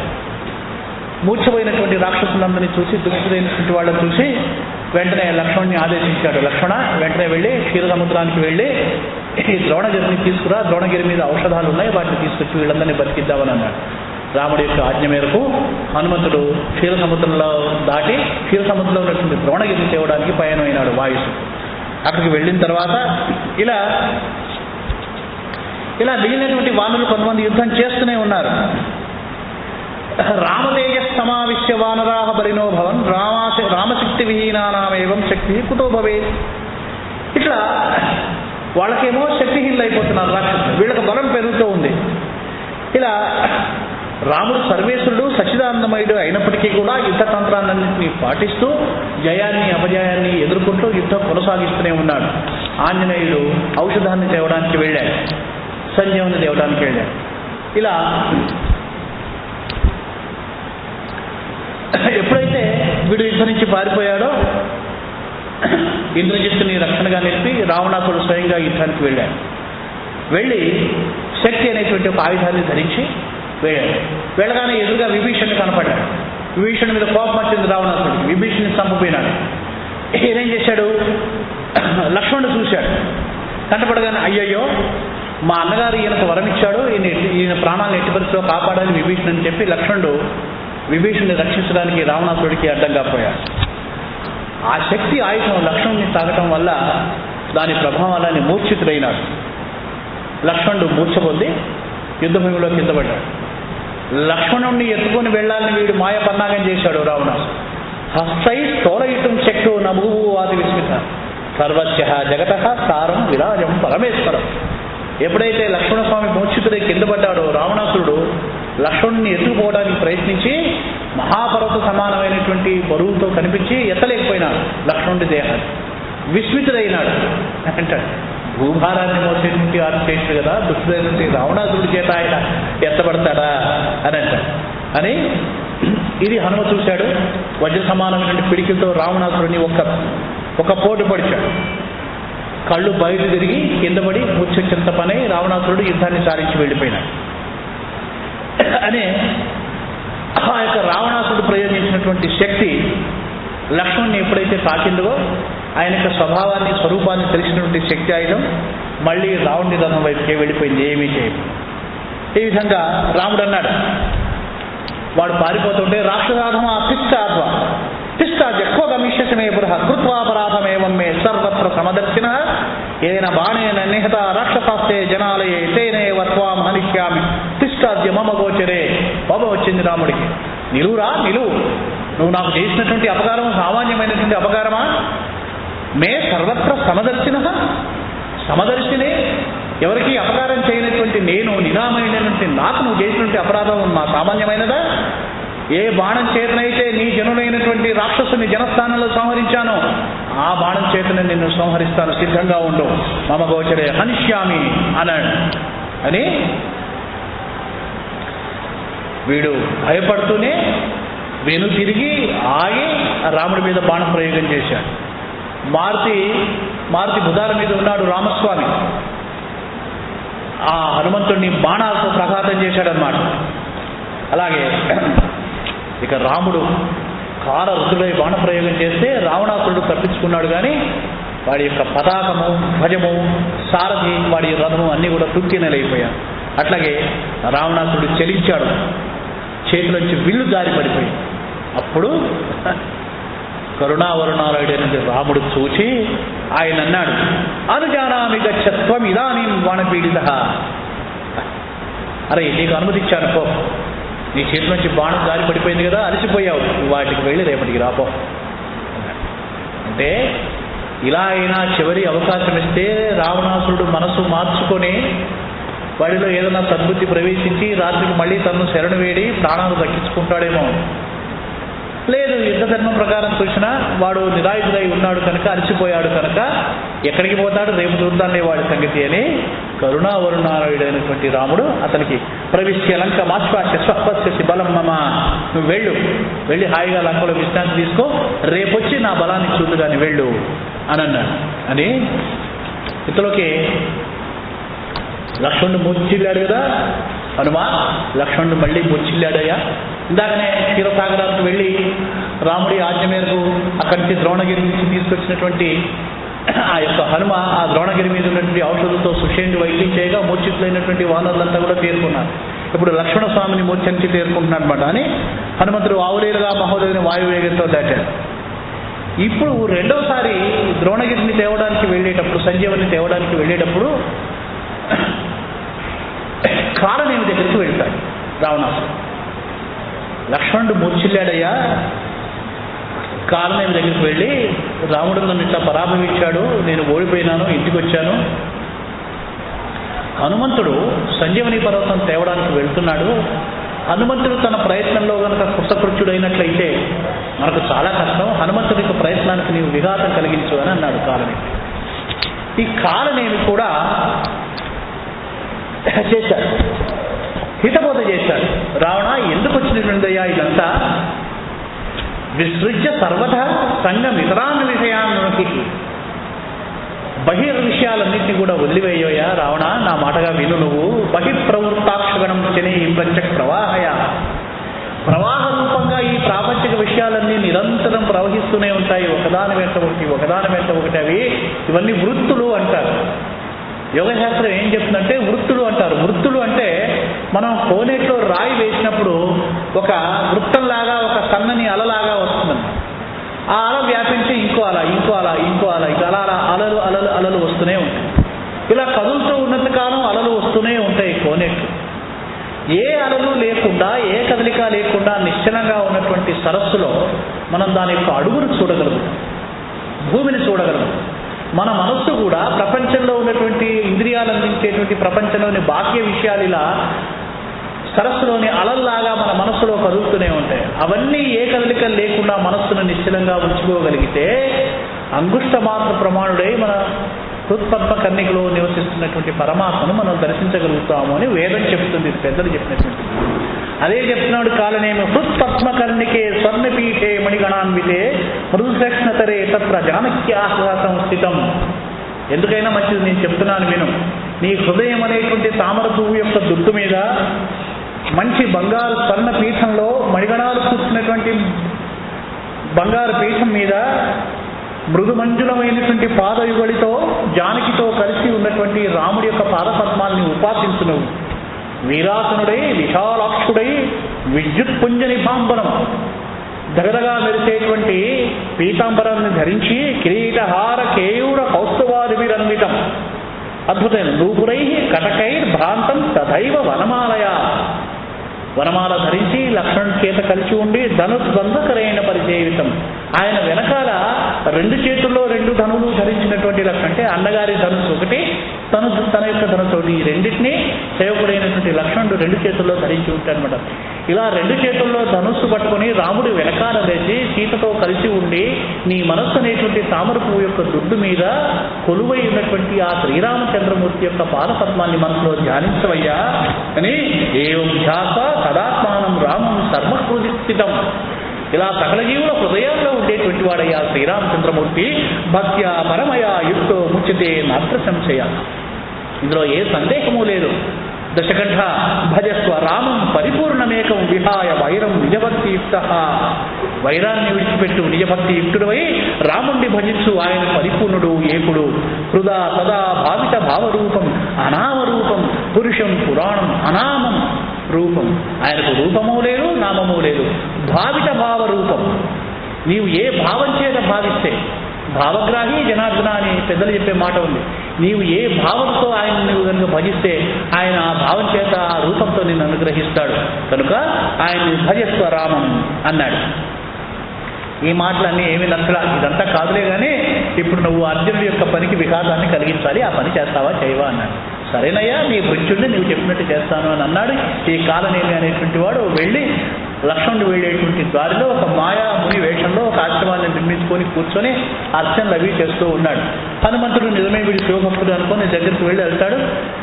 మాయోపాయం చేత హనుమంతుడిని సంహరించాలి అని చెప్పేసి పన్నాగం పడినటువంటి ఈ కాలనేమి మారువేషంతో ఉంటాడు. సరే నువ్వు శుద్ధంగా స్నానం చేసి నీకు మంత్రం చెప్తాను, సంజీవ పర్వతాన్ని తీసుకొచ్చేటువంటి మంత్రం చెప్తాను, నువ్వు స్నానం చేసిరా అంటాడు. అని ఇక్కడ ఈ కమండంలో ఉన్న జలంతో ఆచమనం లేదులే, నాకు ఇట్లా ఈ జలంతో ఆచమనం నేను స్నానం చేసి వస్తాను అని వెళ్తాడు. వెళ్తే అక్కడ మొసలి రూపంలో ఉన్నటువంటి ఒక స్త్రీ, ఒక విద్యాధర స్త్రీ ఆయన్ని పట్టుకుంటుందన్నమాట. పట్టుకొని ఆమెను ముష్టిఘాతంతో కింద పడేస్తాడు ఆ మొసలి. ఆమె తన నిజ రూపాన్ని వీడి శాపవశాత్తు నేను ఇలా పూర్వజన్మ శాపవశాత్తు ఈ రూపంలో ఉన్నానయ్యా, నీ వస్తావని నాకు తెలుసు కనుక నీ వల్ల నాకు శాప విమోచనం కలిగింది, నీకు నిజం చెప్తాను విను. ఇక్కడ ఉన్నటువంటి కారణమైనటువంటి రాక్షసుడు వాడి మాయలో పడకు అని హనుమంతుడికి నిజాన్ని బోధించడం వల్ల హనుమంతుడు తిరిగి వచ్చి ముష్టిఘాతంతో కాలనేమిని సంహరించి తిరిగి వెళ్ళి ఆ యొక్క సంజీవని పర్వతాన్ని తెస్తాడనమాట. అలా కాలనేమిని సంహరిస్తాడు హనుమ. ఇది మనకి అధ్యాత్మ రామాయణంలో కనిపిస్తుంది. ఇలా అన్నాడు. సరే వచ్చాడు. నాయన మహానుభావ, నాయన ఓ మారుతిప్రాహ వత్సాచిత్త ప్రాసాదాన్ మహాకపే నిరామయం ప్రపశ్యామి లక్ష్మణం భ్రాతరం మమ. నీ దయ వల్ల నీవు చేసిన ఉపకారం వల్ల లక్ష్మణుడు ఈనాడు బతికాడయ్యా అని రాముడు శ్లాఘించాడు హనుమంతుడు. ఇక్కడ రాముడి చేత అవమానాన్ని పొందినటువంటి వీడు రాఘవుడు, రావణాసురుడు సింహాసనంపై కూర్చుని రాక్షసులతో ఉంటున్నాడు. మానుషేనైవ మే మృత్యుమాహ పూర్వం పితామహ మానుషోకి నమాం హంతుం శక్తోస్తి భువి కర్షణ. నాకు తెలిసి బ్రహ్మదేవుడు ఇచ్చినటువంటి వరం ప్రకారము నా మృత్యు మనిషి చేతనే అని చెప్పాడు. కానీ లోకంలో ఏ మానవుడికి కూడా నన్ను సంహరించేటువంటి శక్తి అయితే లేదు, నాకు ఆ విషయం తెలుసు. కాబట్టి నాకు అనిపిస్తుంది తతో నారాయణ సాక్షాన్ మానుషో భూన్ న సంశయం. కనుక మామూలు మానవ మాతృడికి నన్ను చంపడం సాధ్యం కాదు కనుక సాక్షాత్ నారాయణుడే నిస్సందేహంగా మనిషి రూపంలో వచ్చి ఉంటాడని నాకు అనిపిస్తోంది. వచ్చాడు. మూఢ సంశయ రామో దాశరథిర్భూత్వ మాం హంతుం సముపస్థిత. నన్ను సంహరించడానికి సాక్షాత్ శ్రీమన్నారాయణుడే దాశరథుడైన రాముడిగా అవతరించాడు, ఇందులో సందేహం లేదు, వచ్చాడు అని అన్నాడు. ఎందుకంటే ఈ విషయాన్ని అనరణ్యుడు అనేటువంటి వాడు కూడా, నా వంశంలో పూర్వుడైనటువంటి అనరణ్యుడు అనేటువంటి వాడు కూడా నాకు ఈ విషయాన్ని చెప్పాడయ్యా. అనరణ్యుడు వీడిని శపించాక, క్షమించాలి, రాక్షస వంశంలోవాడు కాదు అనరణ్యుడు, రావణాసురుడిని శపించాడు.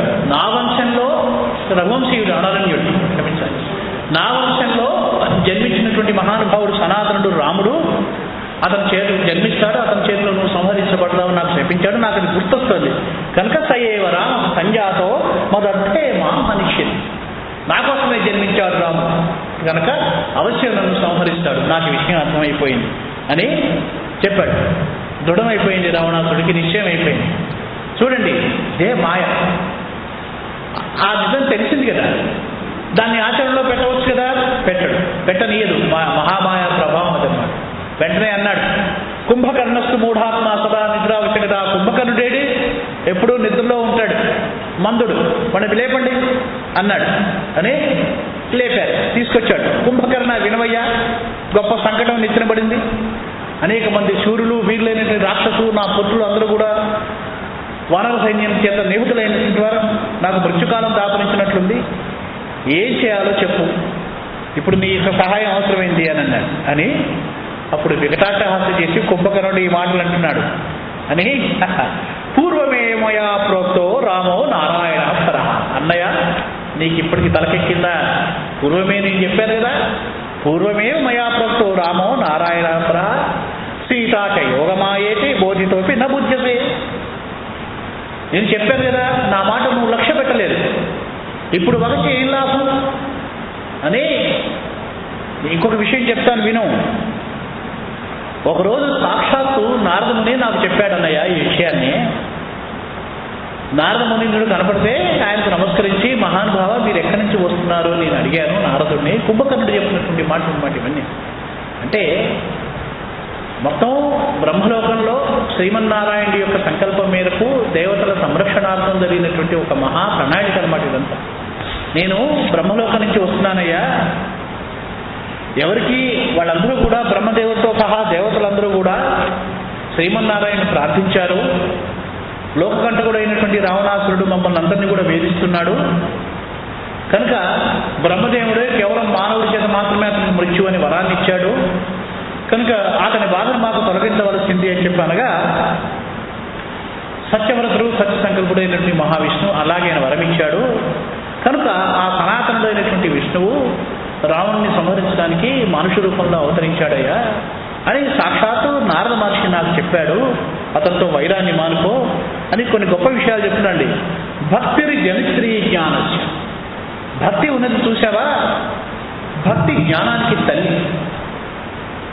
అధ్యాత్మ రామాయణం లోకంలో ఎందుకు వచ్చిందంటే, చాలామంది తెలిసి తెలియక కొంతమంది భక్తి కంటే జ్ఞానం గొప్పదని, ఉపాసన గొప్పదని, లేకపోతే యజ్ఞయాగాది, భగవంతుడిని పొందడానికి భగవంతుడు ఏర్పాటు చేసినటువంటి అనేక మార్గాలు అన్నీ సత్యములే. ఒక్కొక్కరి అభిరుచికి సంబంధించి ఆ జీవి యొక్క సంస్కారాన్ని బట్టి, అధికారాన్ని బట్టి, దేశకాల పరిస్థితులను బట్టి ఎవరికి ఏది యోగ్యమైతే ఏది అనువైతే ఆ మార్గాన్ని అనుసరిస్తారని శ్రీరామకృష్ణ వారు చెప్తారు. అట్లాగే భక్తి పారమ్యాన్ని ఉద్ధరించడం కోసం, భక్తి యొక్క గరిమను ప్రతి లోకంలో ప్రతిష్ఠించడం కోసం ఆధ్యాత్మ రామాయణాన్ని వ్యాసుడు భూలోకానికి అందించాడు. అందువల్ల చెప్తున్నాడు భక్తిర్ అన్నాడు.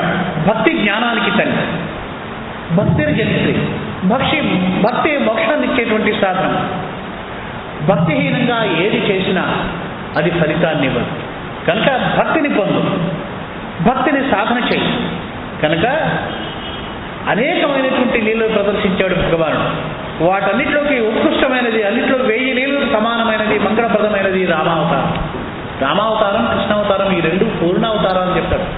భగవానుడి అవతారాలు అనేకమని పురాణాలు చెప్తున్నాయి మనకి. విశేషంగా 120 అవతారాలు చెప్తారు. అందులో రామావతారము, పూర్ణావతారం రెండు పరిపూర్ణావతారాలని చెప్తారు.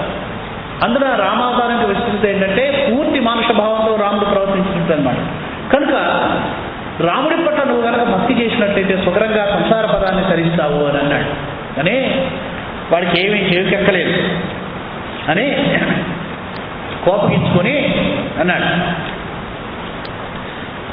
అక్కర్లేదు, నాకు ఈ బోధనని అక్కర్లేదు, వెంటనే వెళ్ళి యుద్ధానికి దిగి శత్రు సంహారం చేసి రాపో అన్నాడు. అని బుద్ధిమంతుడా, నీవు వచ్చి నాకు జ్ఞానబోధ చేసినట్టు ఉత్తరించవు, నేను పిలిచాను అనుకుంటున్నావా?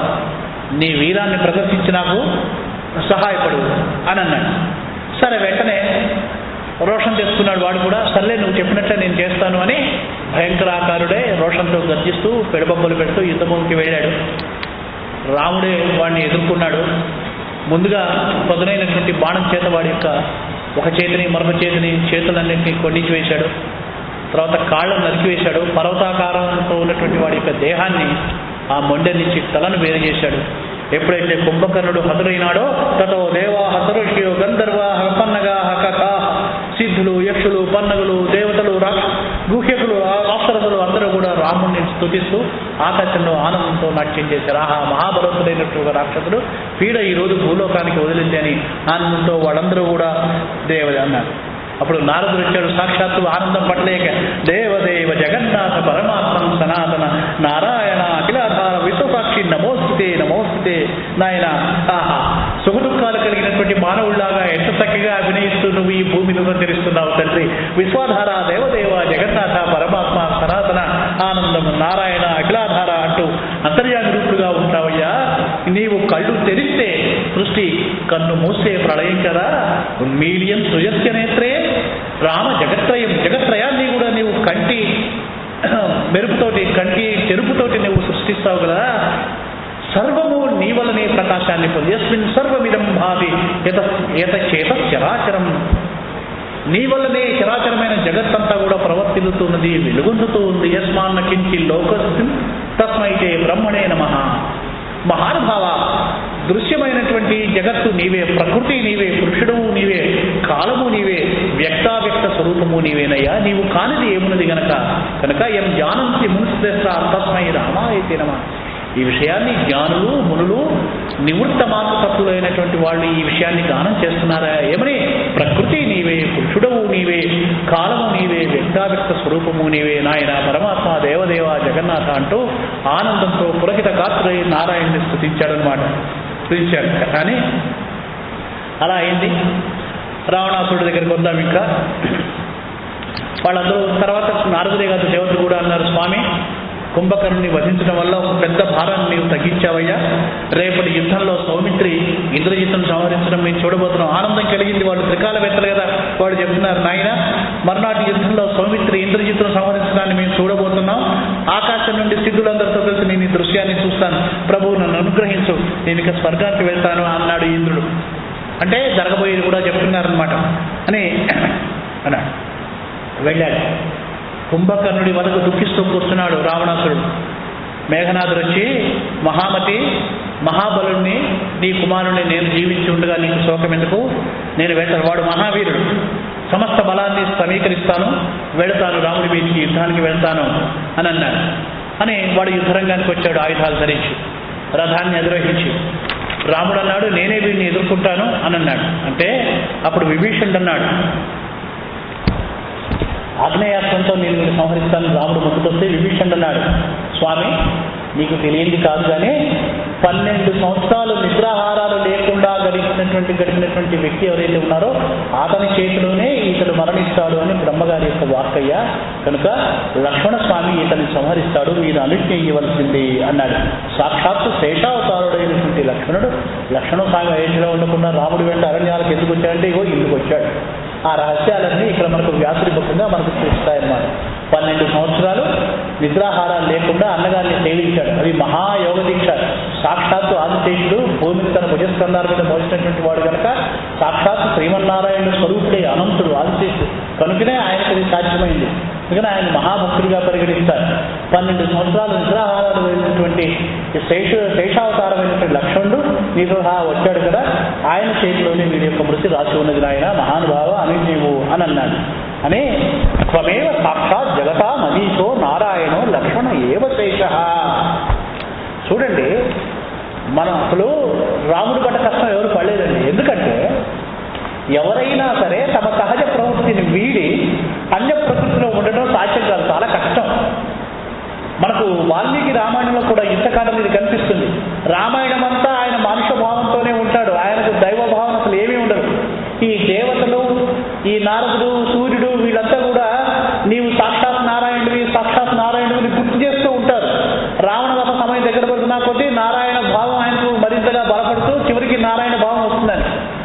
ఈయన ఆయనకి ఇది నిన్న చెప్పుకున్నాం మనం, సత్యం విధాతం నిజవృత్త భాషికం. బ్రహ్మ యొక్క భావాన్ని, బ్రహ్మ యొక్క మాటను నిజం చేయడం కోసం మాతృభావంలోనే ఉండాలి. కానీ ఆయన యొక్క దైవీ భావం తన్నుకొని బయటికి వస్తూ ఉంది సహజంగా. ఆయన ఆ ప్రయత్నం మీద దాన్ని ఆయన అణిచిపెట్టుకుంటూ ఉన్నాడు. వెంట ఉన్నటువంటి భృత్యులు మాత్రం వాళ్ళ యొక్క భక్తి పారవశ్యం చేత ఆయన స్తోత్రం చేస్తూనే ఉన్నారు. వాళ్ళు స్తోత్రం చేసిన ప్రతిసారి ఆయన మళ్ళీ బలవంతంగా మానుష్య భావంలోకి వస్తున్నారు. ఇది రాముడి యొక్క లీల చూడండి. ఆయన అంటున్నాడు అక్కడ ఉన్నటువంటి త్వమేవ సాక్షాత్ జగదామధీశో నారాయణో లక్ష్మణ ఏవ ఏషః శేషః విభీషణుడు అంటున్నాడు, యువాం ధరాభార నివారణార్థం జాతో జగన్నాటక సూత్రధారో అన్నాడు.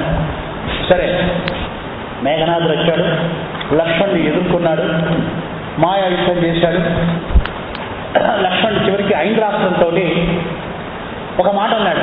ఐంద్రాస్త్రాన్ని సంధిస్తూ ధర్మాత్మ సత్యసంధస్య రామో దాశరథిరియతి త్రిలోక్యాం అప్రతిద్వంద్వస్తదేనం జహి రావణం.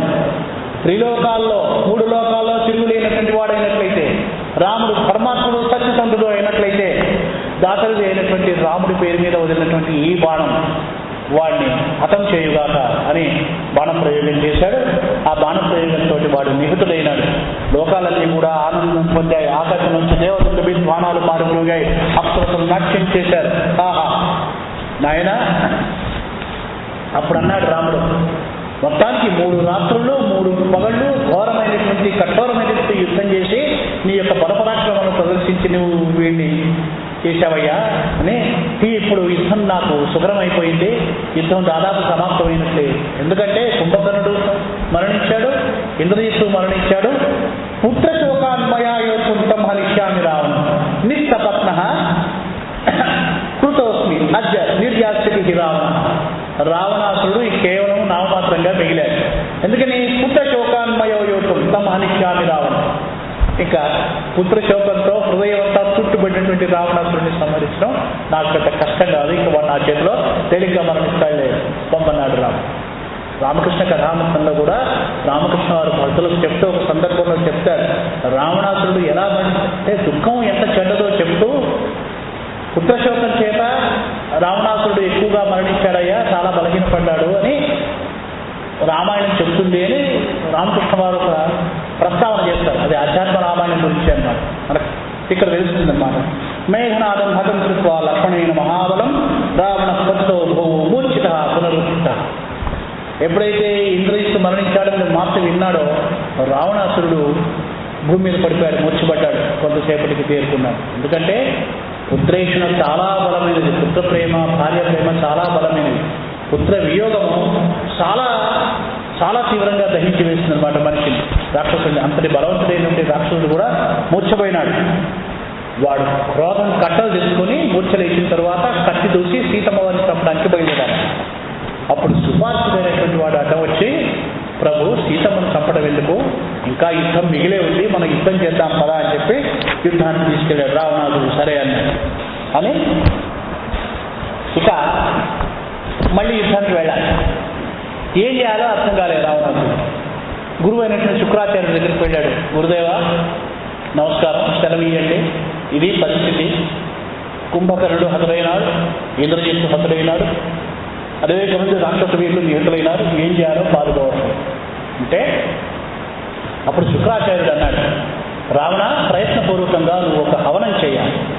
హోమం చేసి ఆ హోమం సఫలమైనట్లయితే ఆ హోమంలోంచి ఒక గొప్ప రథము, దివ్యమైనటువంటి గుర్రాలు, ధనుస్సు, అమ్ముల పొది బాణాలు వస్తాయి. వాటిని ధరించి నువ్వు యుద్ధభూమికి వెళ్ళినట్లయితే నీకు జయం లభిస్తుంది అన్నాడు. అనేక మాట ఏది విఘ్నో నచేద్దోమే తరగి హోమాన్లో స్థిత.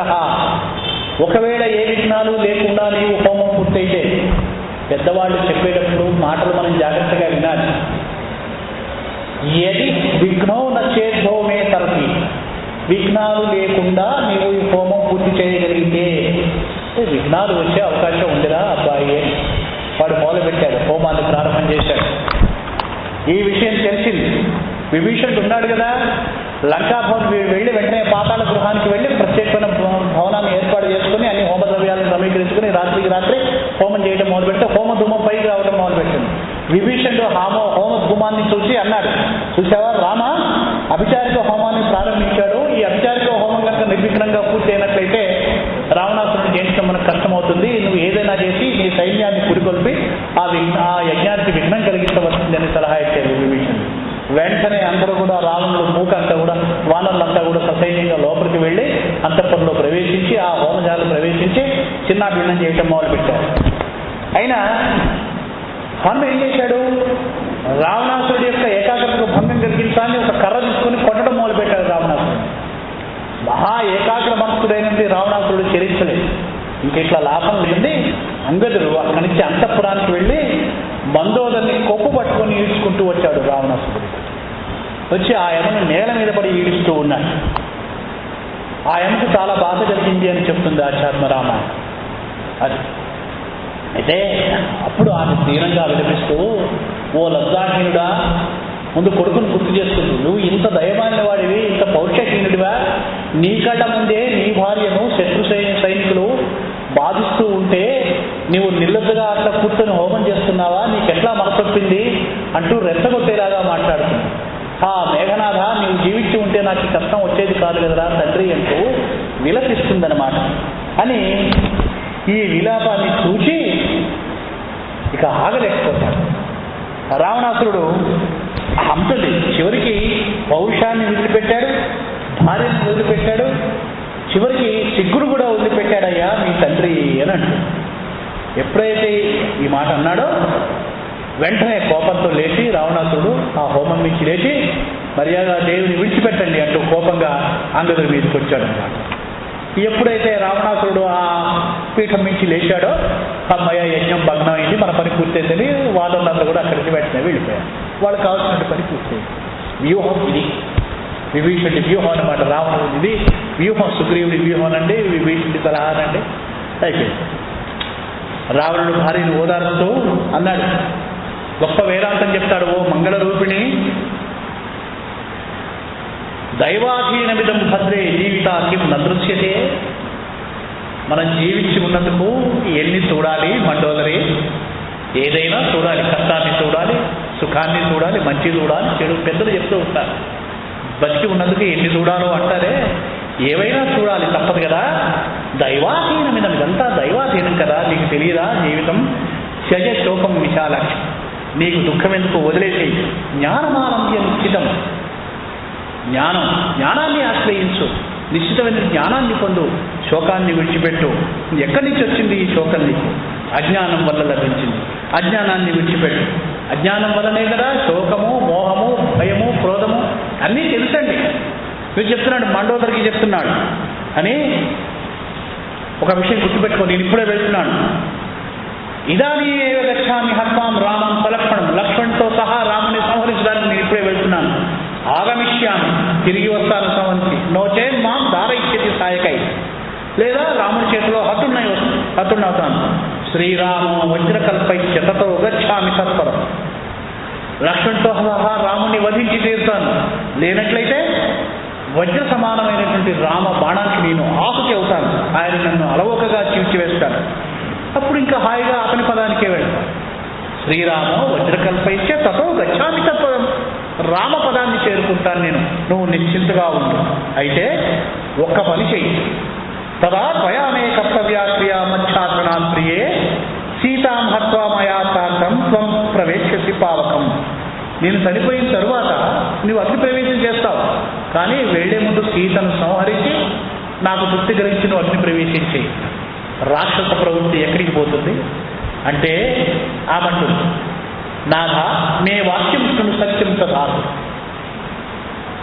సత్యం నా మాట విను, నా మాటల్ని పాటించి నీకు మేలు జరుగుతుంది అని. శక్యోన రాఘవో చేతం త్వయాశాన్యై కదాచన, నీవు కాదు కదా ఇతరులు ఎవరి చేత కూడా రాముణ్ణి వధించడం సాధ్యపడదు. ఆ భావన విడిచిపెట్టు. రామో దేవోర సాక్షాత్ ప్రధాన పురుషేశ్వర అని ఆయమ్మ దశావతార ప్రస్తుతి చేస్తుందండి. రాముడంటే ఏమనుకున్నావయా నువ్వు? మత్స్యో భూత్వా పురాకల్పే, మనము వైవస్వత ప్రభు వైవస్వత మన్వంతరంలో మత్స్యావతారం ధరించి ఆయన వైవస్వత మనువును అనుగ్రహించిన, వైవస్వతుడిని మనువుగా చేసినటువంటి వాడు మహానుభావుడు. అట్లాగే భక్తవత్సలుడైనటువంటి వాడు రాదు. అట్లాగే పూర్వం కూర్మావతారాన్ని ధరించి మహాపూర్ణమై మందరగిరిని మూపున మోసి సాగర మరణానికి సహకరించినటువంటి వాడు. పృష్టే దధార కనకాచలం. అంతేకాదు హిరణ్యాక్షో అతి దుర్వృత్తో హతో నేను మహాత్మ అతి దుర్వృత్తుడైనటువంటి హిరణ్యాక్షుడిని సంహరించడానికి విచిత్రమైనటువంటి సూకరాకారాన్ని ధరించినటువంటి మహానుభావుడయ్యా క్రోడ రూపంలో వచ్చాడు. అంతెందుకు త్రిలోక కంటకుడైనటువంటి హిరణ్యకశిపుని సంహరించడానికి విచిత్రమైనటువంటి నృసింహాకృతిలో ప్రభవించాడు కదా స్వామి, నీవు మర్చిపోయావా? అట్లాగే త్రివిక్రముడై బలిని నిగ్రహించి తదుపరి అనుగ్రహించాడు కదా ఆయన వామన రూపంలో. కనుక అంతేకాదు రాక్షసాహ క్షత్రియాకారాజాత భూమి భారావహ, భూమి యొక్క భారాన్ని తగ్గించడం కోసం పరశురామావతారాన్ని ఎత్తి క్షత్రియులు సంహరించి భూమి భారాన్ని ఇచ్చాడు కదా. బహుశా రామ భూమి జిత్వాకి దాన్నునే మునులకు సంతోషాన్ని కలిగించాడు కదా. ఇన్ని అవతార లీలలు ఉన్నాయే, మర్చిపోయావా? సాక్షాత్ నారాయణుడు కదా, ఆయన రోజుకు నువ్వు వెళ్ళకు అని అంటే అప్పుడు అంటున్నాడు, ఘాతయిత్వారాఘవేణ జీవామి వనగోచర రామేణ సహయోత్సాన్ని రామబాణై సుశీఘ్రై. నాకు ఈ విషయం తెలుసు మండోదరి, తెలిసే నేను రావడానికి వెళ్తున్నాను. అతివేగం కలిగినటువంటి రామబాణాలతో నేను ఈ శరీరాన్ని వదిలేసి నాకు తెలుసు జానకి సాక్షాత్ లక్ష్మీదేవిని తెలుసు, రాముడు నారాయణుడని తెలుసు. కనుక అన్నాడు వీడు ఆద్యమానో యాస్యామి తద్విష్ణో పరమం పదం. పరమపదుడైనటువంటి విష్ణువే నారాయణుడు రాముడు అని నాకు తెలుసు. జానామి రాఘవం విష్ణుం లక్ష్మీం జానామి జానకి. జానకి సాక్షాత్తు లక్ష్మీని కూడా నాకు తెలుసు. నాకేం తెలియక వెళ్తున్నాను అనుకుంటున్నావా? జ్ఞాత్వైవ జానకి సీత మయానీత వనాపల. తెలిసి బలవంతంగా జానకిని నేను తీసుకొచ్చానమ్మా. రామేణ నిధనం ప్రాప్య యాస్యామి ఇతి పరంపదం. రాముడి చేతిలో మరణం పొందాలనే రామేణ నిధనం ప్రాప్య, రాముడి చేతిలో మరణాన్ని పొందడం. మహారామభక్తుడు అనమాట రావణాసురుడు. ఇక్కడ మనకి ఈ ఆధ్యాత్మ రామాయణంలో రాముడి చేతిలో మరణాన్ని పొందడం కోసం నేను యొక్క జానకి లక్ష్మీ అనే జానకిని తీసుకొచ్చాడు. కనుక విముచ్యత్వాంత సంసార గమిష్యామి సహప్రియే. కనుక రాముడి చేతిలో హద్దున్నాయి, ముముక్షువులు పొందేటువంటి పరమపదాన్ని పొందుతాను, సంసార సాగరాన్ని తరిస్తాను. తాను దంతింతు గమిష్యామి హతో రామేణ సంయుగే ప్రక్షాళ్య కల్మషాని ముక్త్యం యాస్యామి సులభం. ఈ దేహాన్ని ధరించినందుకు లభించినటువంటి కల్మషాలన్నింటినీ కూడా కడిగి వేసుకొని నేను అతి పావనమైనటువంటి పరమపదాన్ని పొందుతాను. నిశ్చయంగా నేను తెలిసే యుద్ధానికి వెళ్తున్నాను. రాముడి చేతిలో మరణించడం కంటే నాకు పరమైంది ఏది లేదు, విడువు అని చెప్పన్నాడు. నడు భీకరమైనటువంటి పోరు కొనసాగింది అని ఇలా బలమైనటువంటి బాణాలతో రాముడిని గాయపరుస్తూ ఉన్నాడు. కాసేపు రాముడు వెనుకంజ వేస్తున్నట్టుగా ఉంది, కాసేపు రావణాసురుడు వెనుకంజ వేస్తున్నట్టుగా ఉంది. చాలాసేపు యుద్ధం కొనసాగింది. రాముడు నేల మీద నిల్చొని ఉన్నాడు, వాడు దివ్యరథం మీద ఉన్నాడు రావణుడు. ఇంతలోకి ఇంద్రుడు పంపించినటువంటి మాతలు వచ్చాడు దేవలోకం నుంచి. ఒక దివ్యరథాన్ని తీసుకొచ్చి, రామ పుణ్యశీలి ఈ రథం మీద అధిరోహించండి ప్రభు, మీకోసం ఇంద్రుడు పంపించాడు దేవలోకం నుంచి, ఈ రథం మీద అధిరోహించి మీరు రావణుని ఎదుర్కోండి అని చెప్పి దాన్ని ఆ దివ్య అశ్వాలు దివ్య సూనీరాలు ఉన్నటువంటి ఆ యొక్క రథాన్ని ప్రదానం చేశాడు. కనుక ఆయన అప్పుడు రాముడు సమర్థికంగా దానికి ప్రదక్షిణ చేసి దాన్ని అధిరోహించి యుద్ధాన్ని కొనసాగించాడు. చేస్తే రామస్తు భృగుటిం బద్వా క్రోధ సంరక్తలోచన. క్రోధ సంరక్తలోచనుడైనటువంటి రాముడు చూస్తూ ఉంటే 10 తలలు ధరించి 10 తలలు 20 చేతులతో మైనాథ్ పర్వతంలాగా కనిపించాడు రావణుడు. ఏం చేశాడు ఈయన? పైన నిలబడి సిద్ధులు, చారణులు, గంధర్వులు, కిన్నరులు, దేవతలు అందరూ కూడా ప్రళయ సమానమైనటువంటి ఈ సంగ్రామాన్ని చూస్తూ ఉన్నారు. అతి భీషణమైన సంగ్రామాన్ని. అంత భీకరంగా ఉంది. రాముడు శక్తివంతమైన అస్త్రశస్త్రాలతో వాడి యొక్క తలలన్నింటినీ ఒక్కొక్కటి నేల రాయి చేస్తూ ఉన్నాడు. అవి మళ్ళీ మొలుస్తూ ఉన్నాయి. రావణుడి రూపం ఎక్కడా కాని రావట్లేదు. ఆకాశంలో ఎగిరి పడుతున్నట్టు వాడి తలలు మాత్రం కనిపిస్తున్నాయి. రాముడికి ఏమీ అర్థం కాలేదు. ఏమిటి ఇన్ని శిరాల్ని నేను తెంచివేసినప్పటికీ కూడా 101 సార్లు ఇప్పటికీ వాడి యొక్క తలని నరికివేశాను, అయినా కూడా రావణాసురుడు నేలకొన్నట్టు నాకు కనిపించట్లేదే, ఆశ్చర్యపోతున్నాడు. అప్పుడు విభీషణుడు వచ్చి, రామ ఆ తలలు అలాగా మరుస్తూనే ఉంటాయి, బ్రహ్మచేత వరాన్ని పొందాడు, వాడి యొక్క ఆయువు పట్టు నాభిలో ఉంది, ఆగ్నేయాస్త్రాన్ని తీసుకుని మీరు నాభి ప్రదేశాన్ని సంధించండి అని చెప్పి సూచించాడు. అలా విభీషణుడి సూచన మేరకు స్వామి ఆగ్నేయాస్త్రంతో రావణాసురుడి యొక్క నాభిని ఛేదించాడు. వాడు నిస్తేజుడైపోయినాడు. వెంటనే అన్నాడు, అయినా ఇంకా వీడి సంహారం పూర్తి కాలేదు, బ్రహ్మాస్త్రం తీసుకొని వీడి యొక్క ఆయన కూడా వీడి శిరస్సు తెగదు స్వామి, హృదయాన్ని చీల్చండి అన్నాడు. మళ్ళీ బ్రహ్మాస్త్రాన్ని గురిపెట్టి హృదయాన్ని రెండుగా చీల్చాడు. రావణాసురుడు కొండలాగా నేల మీద పడిపోయాడు. వివేద హృదయం పూర్ణం రావణస్య మహాత్మనః రావణస్యాహర ప్రాణాం వివేశ ధరణీతలే సశరో రావణం హత్వా రామ తూణీరమార్చత్. అలా బలమైనటువంటి ఆ రామ సాయకం ఆ రావణాసురుణ్ణి భూపతనం చేసి మళ్ళీ స్వామి యొక్క అంబలకు దిగేరింది. బోలో కోదండ రామచంద్ర మహారాజ్ కి జై. రామ రామ జయ దేవ పరాత్పర రావణ సంహర ధీర జై.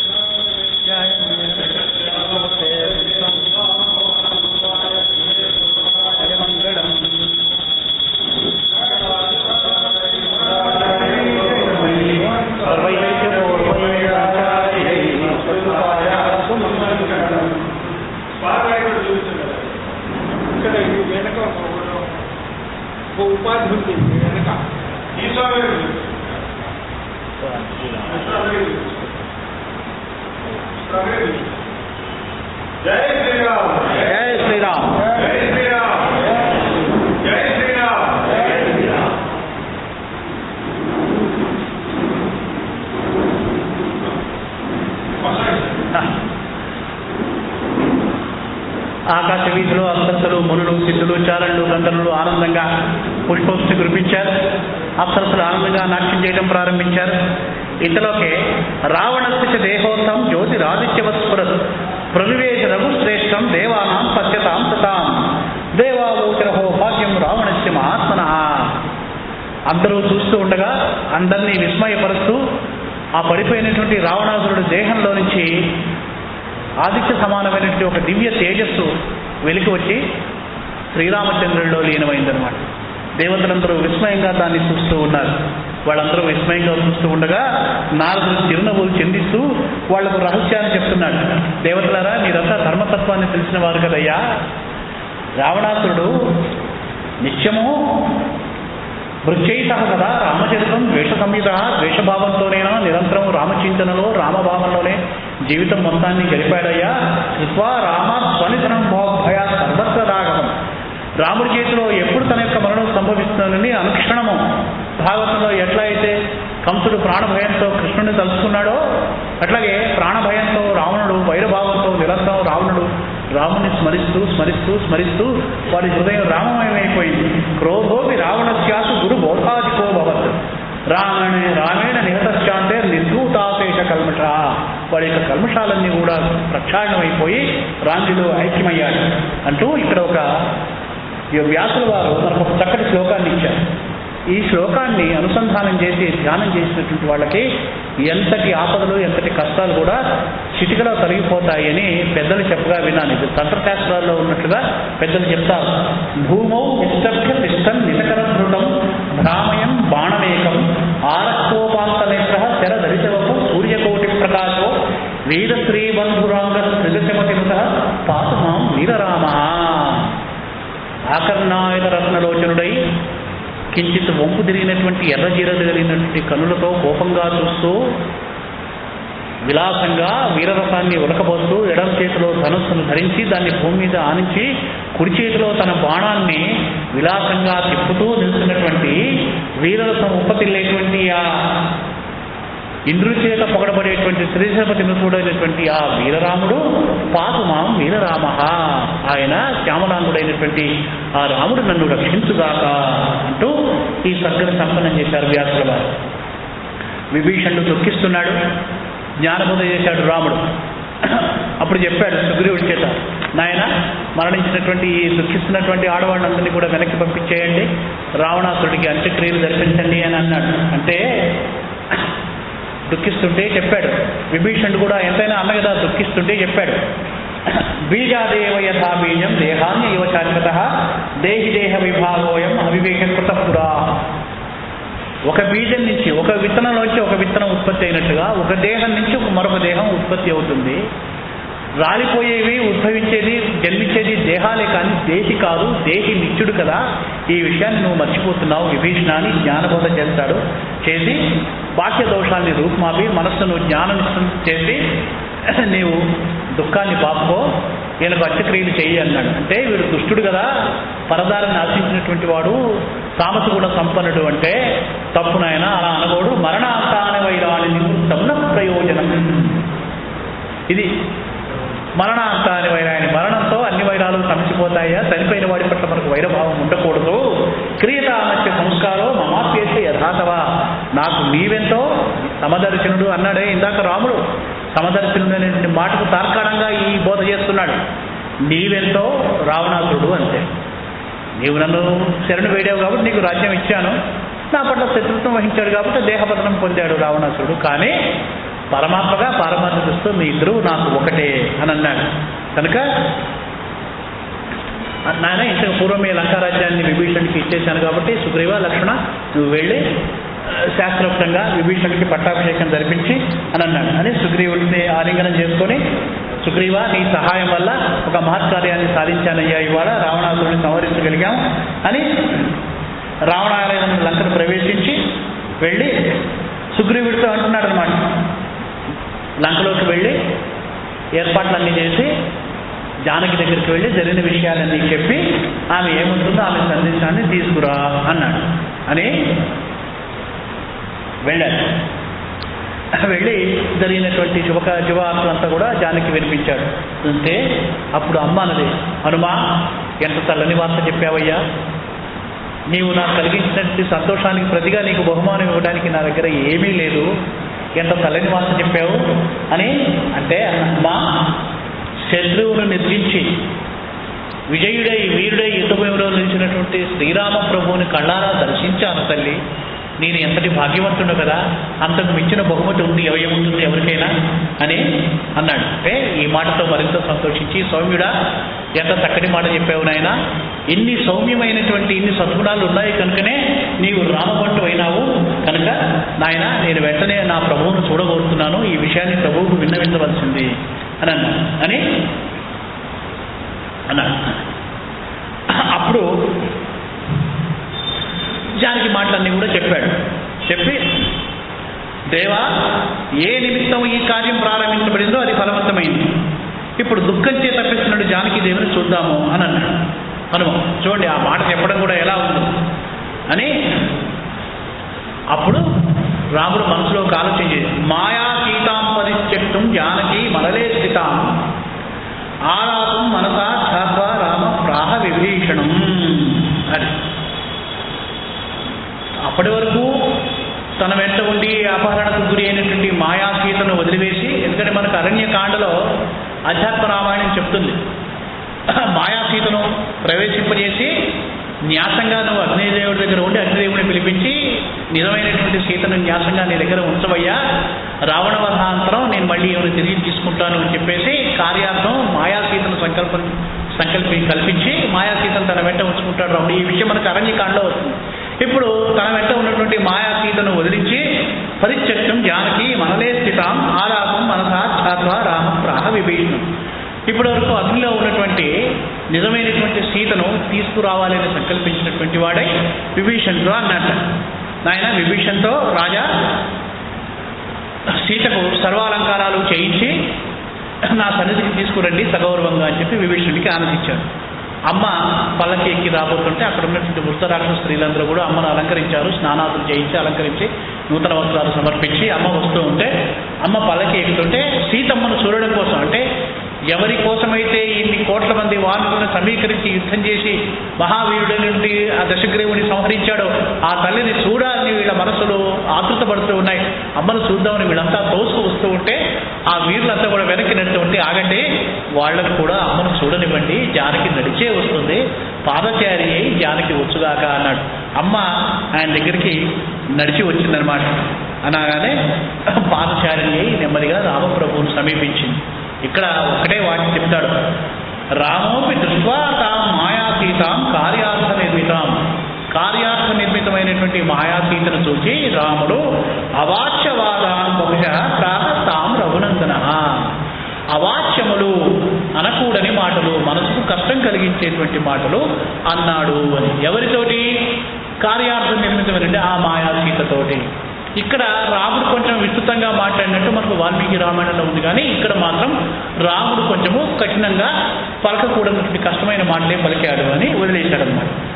అప్పుడు లక్ష్మణ, అప్పుడు ఆ మాటలు విని సీత అనేది, లక్ష్మణ అగ్ని సిద్ధం చేయవయ్యా, రాముడి విశ్వాసం కొరకు, లోకల విశ్వాసం కొరకు నేను అగ్ని ప్రవేశం చేస్తాను అని ఆయన పలికింది అని. తట సీతా పరిక్రమ్య రాఘవం భక్త సంహిత పశ్యతాం సర్వలోకానాం దేవరాక్షస యోషితాం ప్రణమ్య దేవతాభ్యశ్చ బ్రాహ్మణేభ్యశ్చ మైథిలి.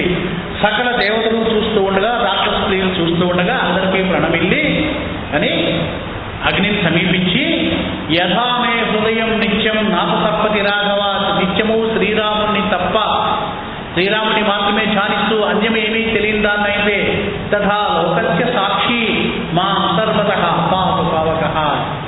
ఈ సర్వలోకాలు సాక్షిగా అగ్నిదేవుడు నన్ను రక్షించుగాక అని అగ్నికి ప్రదక్షిణం చేసి నమస్కారం చేసి, ఆ తల్లి అగ్నిపూత అయోనిజ అయినటువంటి ఆ సీత, ఆ మాయాసీతే కావచ్చు, ఆమె అగ్ని ప్రవేశం చేస్తే అప్పుడు సాక్షాత్తు పార్వతీదేవికి అప్పటి వరకు ఈ విషయాన్నంతా చెప్తున్నటువంటి శంకరుడు కూడా అక్కడికి దిగి వచ్చాట. శంకరుడు కూడా వచ్చి, శంకరుడితో పాటు మునులు, సిద్ధులు, చారణులు, ఋషులు, పితృదేవతలు అందరూ వచ్చారన్నమాట. అందరూ వచ్చి రాముడికి వాళ్ళందరూ దోషులకి నమస్కరించారు. నాయన సర్వలోకకర్త, ఆహా, ఈ రావణాసురుడు మా యొక్క రాజ్యాలతో పాటు మా తేజస్సును కూడా హరించాడు, మా స్థానాన్ని, అధికారాన్ని హరించి మమ్మల్ని ఎన్నో కష్టాలను పాలు చేశాడయ్యా అని నీవు ఆ కష్టాలన్నీ బాపి మాకు ఎంతో ఆనందాన్ని కలిగించావు రామ అని ఆనందంగా స్తోత్రం చేస్తూ ఉండగా బ్రహ్మదేవుడు ప్రత్యేకించి స్తోత్రం చేశాడు. ఇవన్నీ కూడా మంత్రపూతములైనటువంటి వ్యాసప్రోక్తమైనటువంటి శ్లోకాలు అన్నమాట. ఇవన్నీ ధ్యానాస్పదములైనవి. నిత్యం పారాయణం చేసినా, ధ్యానం చేసినా, లేదా ఏదో మనసు నచ్చిన శ్లోకం చదువుకున్న రామానుగ్రహం తప్పక కలుగుతుందని పెద్దల వచనం. వందే దేవం విష్ణుమశేష స్థితిహేతుం త్వామధ్యాత్మజ్ఞానివిర్ అంతర్ప్రతిభావ్యం హేయాహేయ ద్వంద్వ విహీనం పరమేకం సత్తామాత్రం సర్వహృదిష్టం ఋషిరూపం అన్నాడు. ఇట్లా అనేకమైనటువంటి శ్లోకాలు ఉన్నాయి. బృందారణ్యే వందిత బృందారక బృందం వందే రామం భవముఖవంశం సుఖకందం. నాయన ప్రత్యక్షాది ప్రమాణాలకు అతీతులైన వాడివి, బృందారకులు, ఇతరులు మొదలైన వాళ్ళందరూ కూడా నిన్ను స్తుతిస్తూ ఉంటారు. నాయన మన సేవార్థం మానుషభావం ప్రతిపన్నం వందే రామం మరకట వరుణం మధురేశం. చాలా అద్భుతమైనటువంటి శ్లోకాలు. నా సేవ కోసం మత్సేవార్థం, ఎందుకంటే బ్రహ్మ యొక్క వాక్కు మీదకే కదా ఆయన మానుషభావంతో వచ్చింది. నానా శాస్త్రైర్ వేదకరంపై ప్రతిపాద్యం, అనేక శాస్త్రాలు వేదాల చేత ప్రతిపాదించబడుతున్నటువంటి వాడివి నీవే. నిత్యానందం, నిర్విషయ జ్ఞానం, అనాది నిర్విషయుడివి, జ్ఞానుడివి నీవే, అనాది నీవే. మత్సేవార్థం మానుషభావం ప్రతిపన్నం వందే రామం మరకట వర్ణం మధురేశం అని ఆయన స్థితించాడు అని. ఇట్లా అప్పుడు ఇంద్రుడు వచ్చి, నాయన ఇంతకుముందు న్యాసంగా నువ్వు నా దగ్గర వచ్చినటువంటి జానకీదేవిని సమర్పికంగా నీకు సమర్పిస్తున్నాను. గృహాణ దేవేం రఘునాథ జానకీం పురాత్వయ మై ఎవరోపితామనే విధాయ మాయా జనకాత్మజాం హరే దశానన ప్రాణ వినాశనాయశ. రావణ సంహారం కోసం ఉద్భవించినటువంటి మాయా సీత రావణవధ కాగానే ఆమె అంతర్హిత అయిపోయిందయ్యా. నిజమైనటువంటి నీ యొక్క శక్తి అయినటువంటి సీతామాత నా ఇద్దరు న్యాసంగా ఉంచబడింది, ఈమెను దయచేసి నువ్వు స్వీకరించవలసింది అని రామ ప్రహృష్ట ప్రతిపూజ్య పావకం అని సంతుష్టుడై ఆ జానకిని స్వీకరించి అగ్నిని పూజించాట రాము. చూడండి, రాముడు సాక్షాత్ రాముడు ఆ సందర్భంలో అగ్నిని పూజించాడు. ఇప్పుడు ఇంద్రుడు ఆయన్ని స్తుతించాడు. లసచంద్ర కోటి ప్రకాశాది పీఠే సమాసీన మంకే సమాధాయ సీతాం స్ఫురద్ధేమ వర్ణాం కటిపుంజ భాసం భజే రామచంద్రం నివృత్తాప్తి చంద్రం. తంత్రాన్ని నివారించేటువంటి వాడు, అంటే బలహీనతను నివారించేటువంటి వాడు, హేమవరుడు తండ్రి పుణ్యభావం కలిగినటువంటి వాడు, ఇలా రాముడిని వర్ణిస్తూ చేశాడు. అని అప్పుడు అన్నాడు, అయ్యా ఇక నేను మా తండ్రి గారైనటువంటి దశరథ మహారాజు గారి యొక్క అయోధ్య నగరానికి వెళ్లాల్సిన సమయం ఆసనమైంది, నేను బయలుదేరుతాను అన్నాడు. అని విమానాన్ని సిద్ధం చేసుకుని ప్రయాణానికి బయలుదేరుతుంటే విభీషణుడు, సుగ్రీవుడు వీళ్ళందరూ అన్నారు, హనుమాన్ స్వామి మాకు కూడా నీతో అయోధ్య నగరానికి వచ్చి నీ యొక్క రాజ్య పట్టాభిషేక మహోత్సవాన్ని కళ్ళారా చూసి మళ్ళీ తిరిగి వస్తాము, మాకు అనుమతించవలసింది అన్నాడు. రాముడు సరే అన్నాడు. అని వాళ్ళంతా కూడా పుష్పక విమానాన్ని అధిరోహించారు. అధిరోహించి మార్గ మధ్యలో భరద్వాజముని ఆశ్రమాన్ని ప్రవేశించారు. భరద్వాజముని వీళ్ళతో ఆతిథ్యం ఇచ్చాడు. ఇచ్చి ఆ వెళ్తూ దారిలో ఈయన సీతామాతకు అన్నీ చూపిస్తున్నాడు. ఇగో ఇక్కడ జరిగినటువంటి ఈ సంఘటన ఇది, ఈ ఫలానా ఆశ్రమం ఇది, ఇక్కడే నేను వీళ్ళని కలుసుకున్నాను, సుగ్రీవుడిని కలుసుకున్నాను, ఇక్కడే హనుమను కలుసుకున్నాను, ఇవన్నీ కూడా అభిజ్ఞలన్నీ చూపించుకుంటూ వెళ్తున్నాడు. అని భరద్వాజ మహర్షి ఆనందించి వాళ్ళని అక్కడ నివేశింపజేసి, నాయన ఈ రోజుకు నా ఆతిథ్యాన్ని మీరు స్వీకరించి వెళ్ళవలసిందే, నాకు చాలా ఆనందంగా ఉంది అని అన్నాడు. మరి ఆలస్యం అవుతుంది కదా, జటావరుల ధారి అయి కందమూలాదులు మాత్రమే భుజిస్తూ రాముడి ఆగమనం కోసం నిరీక్షిస్తూ ఉన్నాడు నందిగ్రామంలో భరతుడు. అట్లాగే గుహుడు కూడా నిరీక్షిస్తూ ఉన్నాడు. ఇవన్నీ తెలిసి రాముడు హనుమని పిలిచి, హనుమ నువ్వు వెళ్ళి తక్షణమే బయలుదేరి వెళ్ళి శృంగబేరపురానికి వెళ్ళి గుహుడికి నేను వస్తున్నాననే విషయాన్ని వార్తను తెలియజేసి గుహుడిని కలిసి శుభవార్తలు చేసి అక్కడి నుంచి వెంటనే నందిగ్రామానికి వెళ్ళి భరతుడికి కూడా నా యొక్క ఆగమన వార్తని తెలియజేసి భరతుడి ప్రాణాన్ని రక్షించవలసింది అని ఆదేశించాడు. హనుమ ఆనందంగా వెళ్ళాడు. వెళ్ళి అక్కడ చూడగానే ఆ హనుమ శృంగబేరపురం వెళ్ళి గుహుడికి విషయాన్ని చెప్పాడు. పరమానందభరితుడైనాడు అని హర్షపులకిత గాతుడైనాడండి. ఏవ ముక్వా మహాతేజ సంపృష్ట పృష్ఠ తనూరు అని. ఎందుకంటే గుహుడికి రాముడికి ఉన్నటువంటి సంబంధం చాలా ప్రత్యేకమైనది. గుహుడు రాముడు వచ్చినప్పుడు ఆయన కాళ్ళను కడుగుతూ అలా కడుగుతూ ఉండిపోయినాడు. పఖారణీలుగా అంటే అసలు ఆయన ప్రపంచాన్ని మర్చిపోయి ఆ రాముడి యొక్క పాదాన్ని కడుగుతూ అలా కడగడం ఆపాలనేటువంటి ఛాత లేకుండా అలా కడుగుతూనే ఉన్నట్ట. రాముడి యొక్క పాద స్పర్శతోటి దర్శించేత పురికిత కాసలే అంతటి మహాభక్తుడు. అతి ఆనంద ఉమగి అనురాగ సఫల మనోరథ పఖారణలాగా అలా పాద పఖారణలాగా చరణ పఖారణలాగా అలా కడుగుతూ ఉండిపోయి అంతటి భక్తుడు అన్నమాట. ఎప్పుడైతే రామచంద్రుడు మళ్ళీ నిన్ను చూడడానికి వస్తున్నాడు అని చెప్పాడో ఆనందంతో ఆనందించాడు, ఆతిథ్యం ఇచ్చాడు. అక్కడి నుంచి వెళ్ళాడు, భరతుడి దగ్గరికి వెళ్ళాడు. వెళ్ళి జడలు ధరించి కందమూల ఫలాలే ఆహారంగా చేసినట్టున్నాడు అని చెప్పాడు. నాయన దండకారణ్యంలో తాపసుడై ఉన్న ఏ రాముడి కోసం నువ్వు చింతిస్తూ ఉన్నావో ఆ రాముడు సీతా సమేతుడై విజయుడై వస్తున్నాడయ్యా అన్నాడు. అంటే ఆహా అప్పుడు అంటున్నాడు, దేవా వా మానుషోవా స్వమనుక్రోశాది హావిన. ఆహా నీవు సాక్షాత్తు దేవుడువా, నన్ను అనుగ్రహించడానికి వచ్చినటువంటి దివ్యమానవుడువా నాయన, నిన్ను ఇప్పుడు చూస్తున్నాను.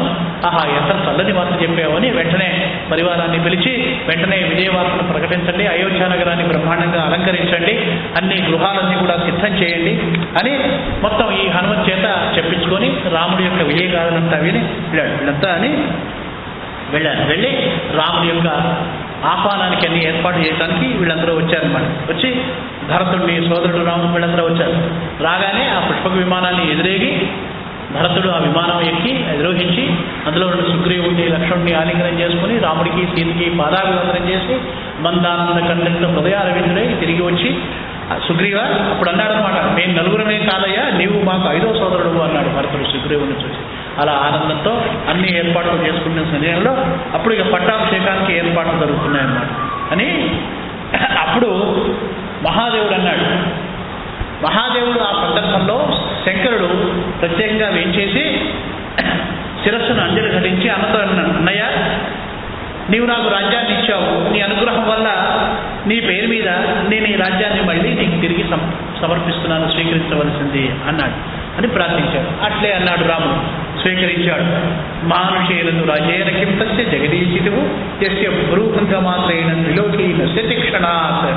పార్వతి ఎవడి అనుగ్రహ మాత్రం చేత ఎవరి కనుబొమల కదలికలతో సమస్త భువన బ్రహ్మాండాలు విలసిల్లుతాయో, సృష్టించబడతాయో, క్షణమాత్రంలో లయం పొందుతాయో అట్టి వాడికి ఈ మానవ మాత్రులుగా గొప్పదైనటువంటి రాజ్యం ఒక లెక్క.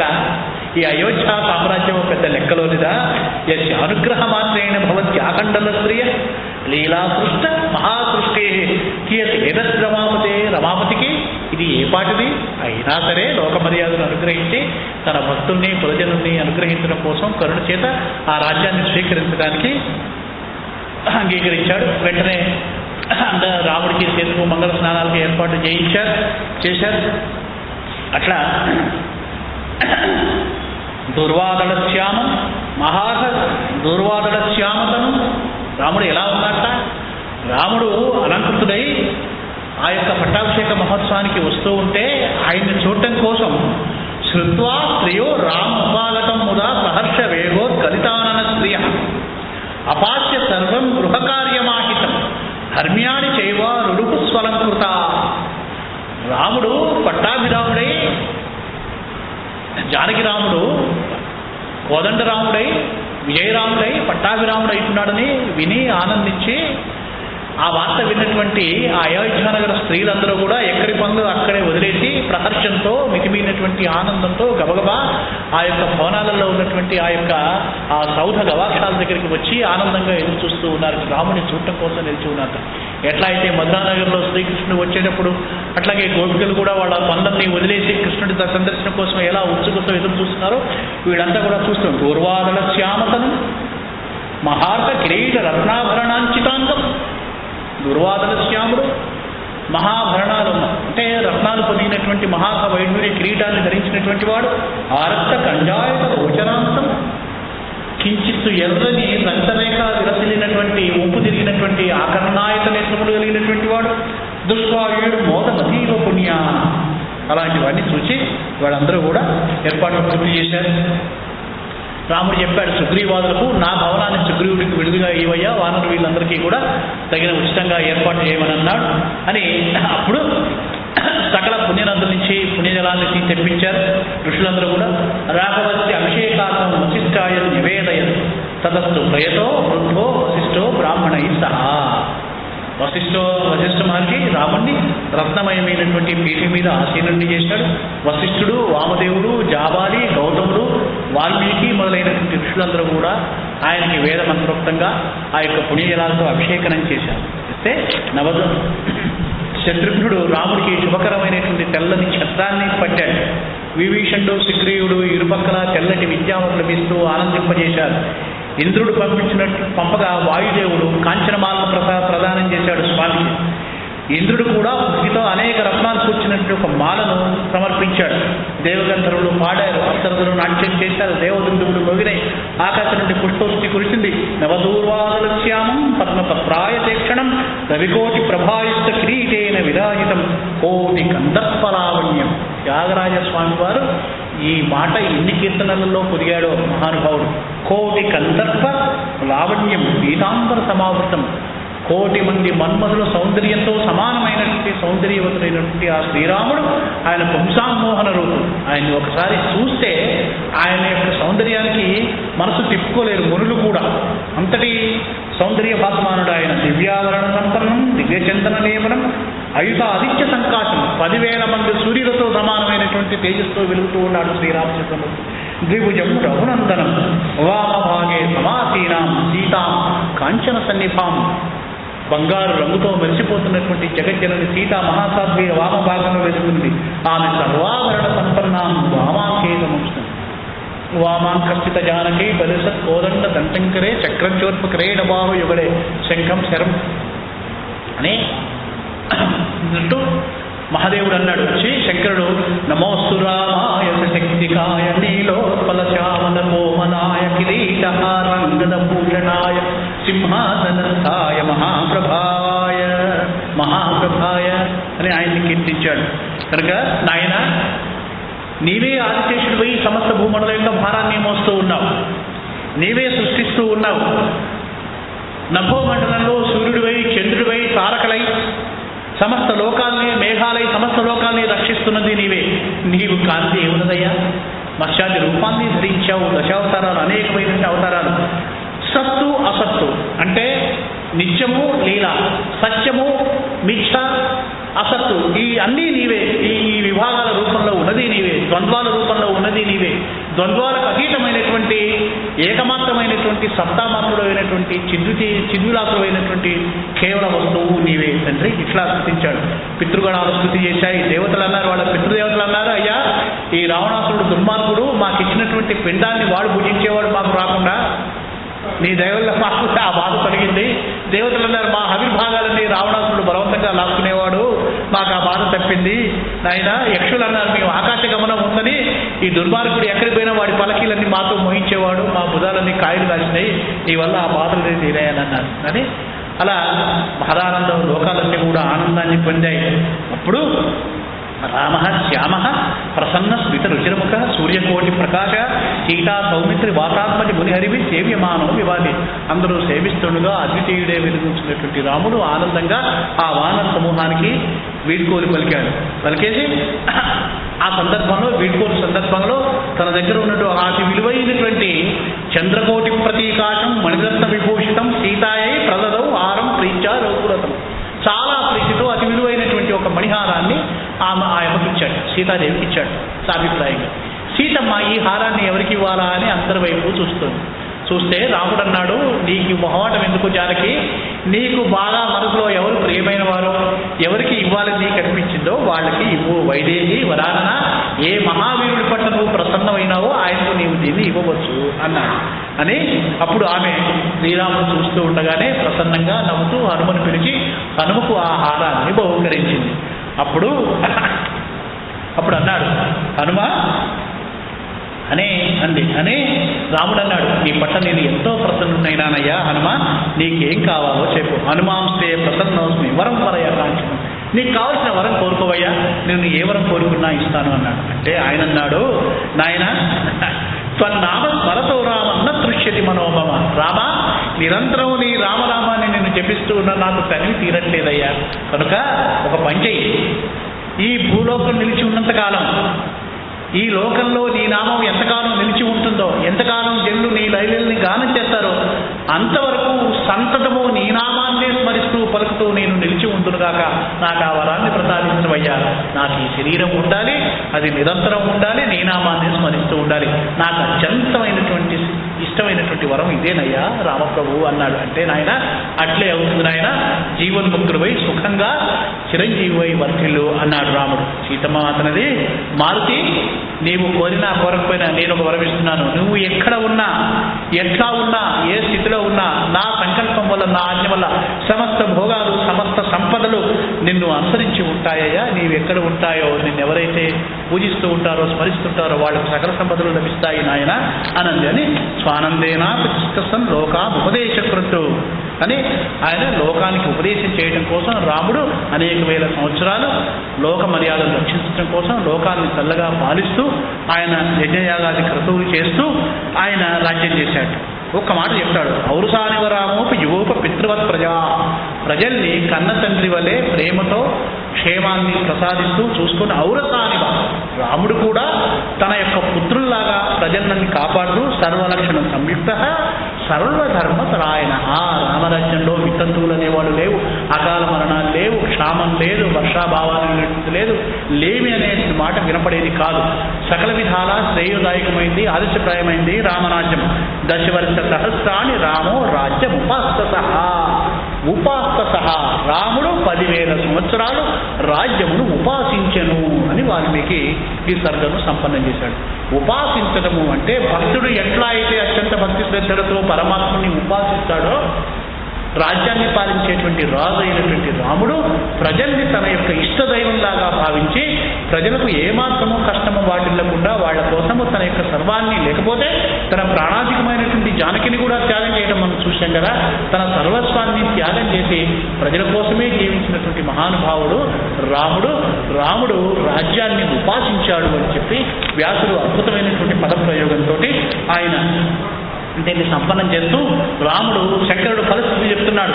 ఈ రామ పట్టాభిషేకాన్ని శ్రద్ధతో విన్నటువంటి వాళ్ళు, ధనం కోరినటువంటి వాళ్ళకు ధనం లభిస్తుంది, సంతానం లేనటువంటి స్త్రీలకు సంతానం లభిస్తుంది, ఏది కోరితే వాళ్ళకి అది లభిస్తుంది, భూమండలంలో అఖండ సంపదలు లభిస్తాయి. అట్లాగే మొదటి నుంచి చివరి వరకు శ్రవణం, ఆధ్యాత్మ రామాయణాన్ని శ్రవణం చేసినటువంటి వాళ్లకు సమస్త దేవతలు వరప్రదాతలు అవుతారన్నమాట. సర్వ విఘ్నాలు తొలగిపోతాయి అని చెప్పేసి ఈ రామాయణం శ్రవణం వల్ల సర్వదేవతలు తృప్తి చెందారు, గ్రహాలు ఋషులు తృప్తి చెందుతారు, పితృదేవతలు కూడా తృప్తి చెందుతారు. కనుక తారక బ్రహ్మమని వేదోరాజుని మధించి కాశీలో నివసిస్తూ విష్ణు భగవానుడి రహస్యమైనటువంటి ప్రధానమూర్తి ఇదే అని నిశ్చయించి తారక బ్రహ్మాన్ని శంకరుడు కాశీలో అందరికీ ఉపదేశిస్తూ ఉన్నాడు. దేన్నైతే మహేశ్వరుడు అలా చక్కగా తెలుసుకున్నాడో దాన్ని, ఆ నిగూఢమైనటువంటి తత్వాన్ని ఆధ్యాత్మ రామాయణం అనేటువంటి పేరుతో నేను నీకు వినిపించాను పార్వతి అంటూ మహేశ్వరుడు దీన్ని సుసంపన్నం చేశాడు. స్వస్తి ప్రజాభ్యం పరిపాలయంతాం న్యాయేన మార్గేణ మహిళాం గోబ్రాహ్మణేభ్యః శుభమంతు నిత్యం లోకా సమస్తా సుఖినో భవంతు. ఇది చాలా క్లిష్టమైనటువంటి ఇందులో సంగీత పరమను పెట్టుకోవడం చాలా కష్టము.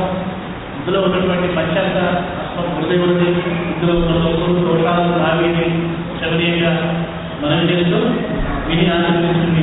నమస్కారాలు. పూజ్యపాలు శ్రీ విజ్ఞానానంద రామకృష్ణ గారి నమస్కారాలు. సరే.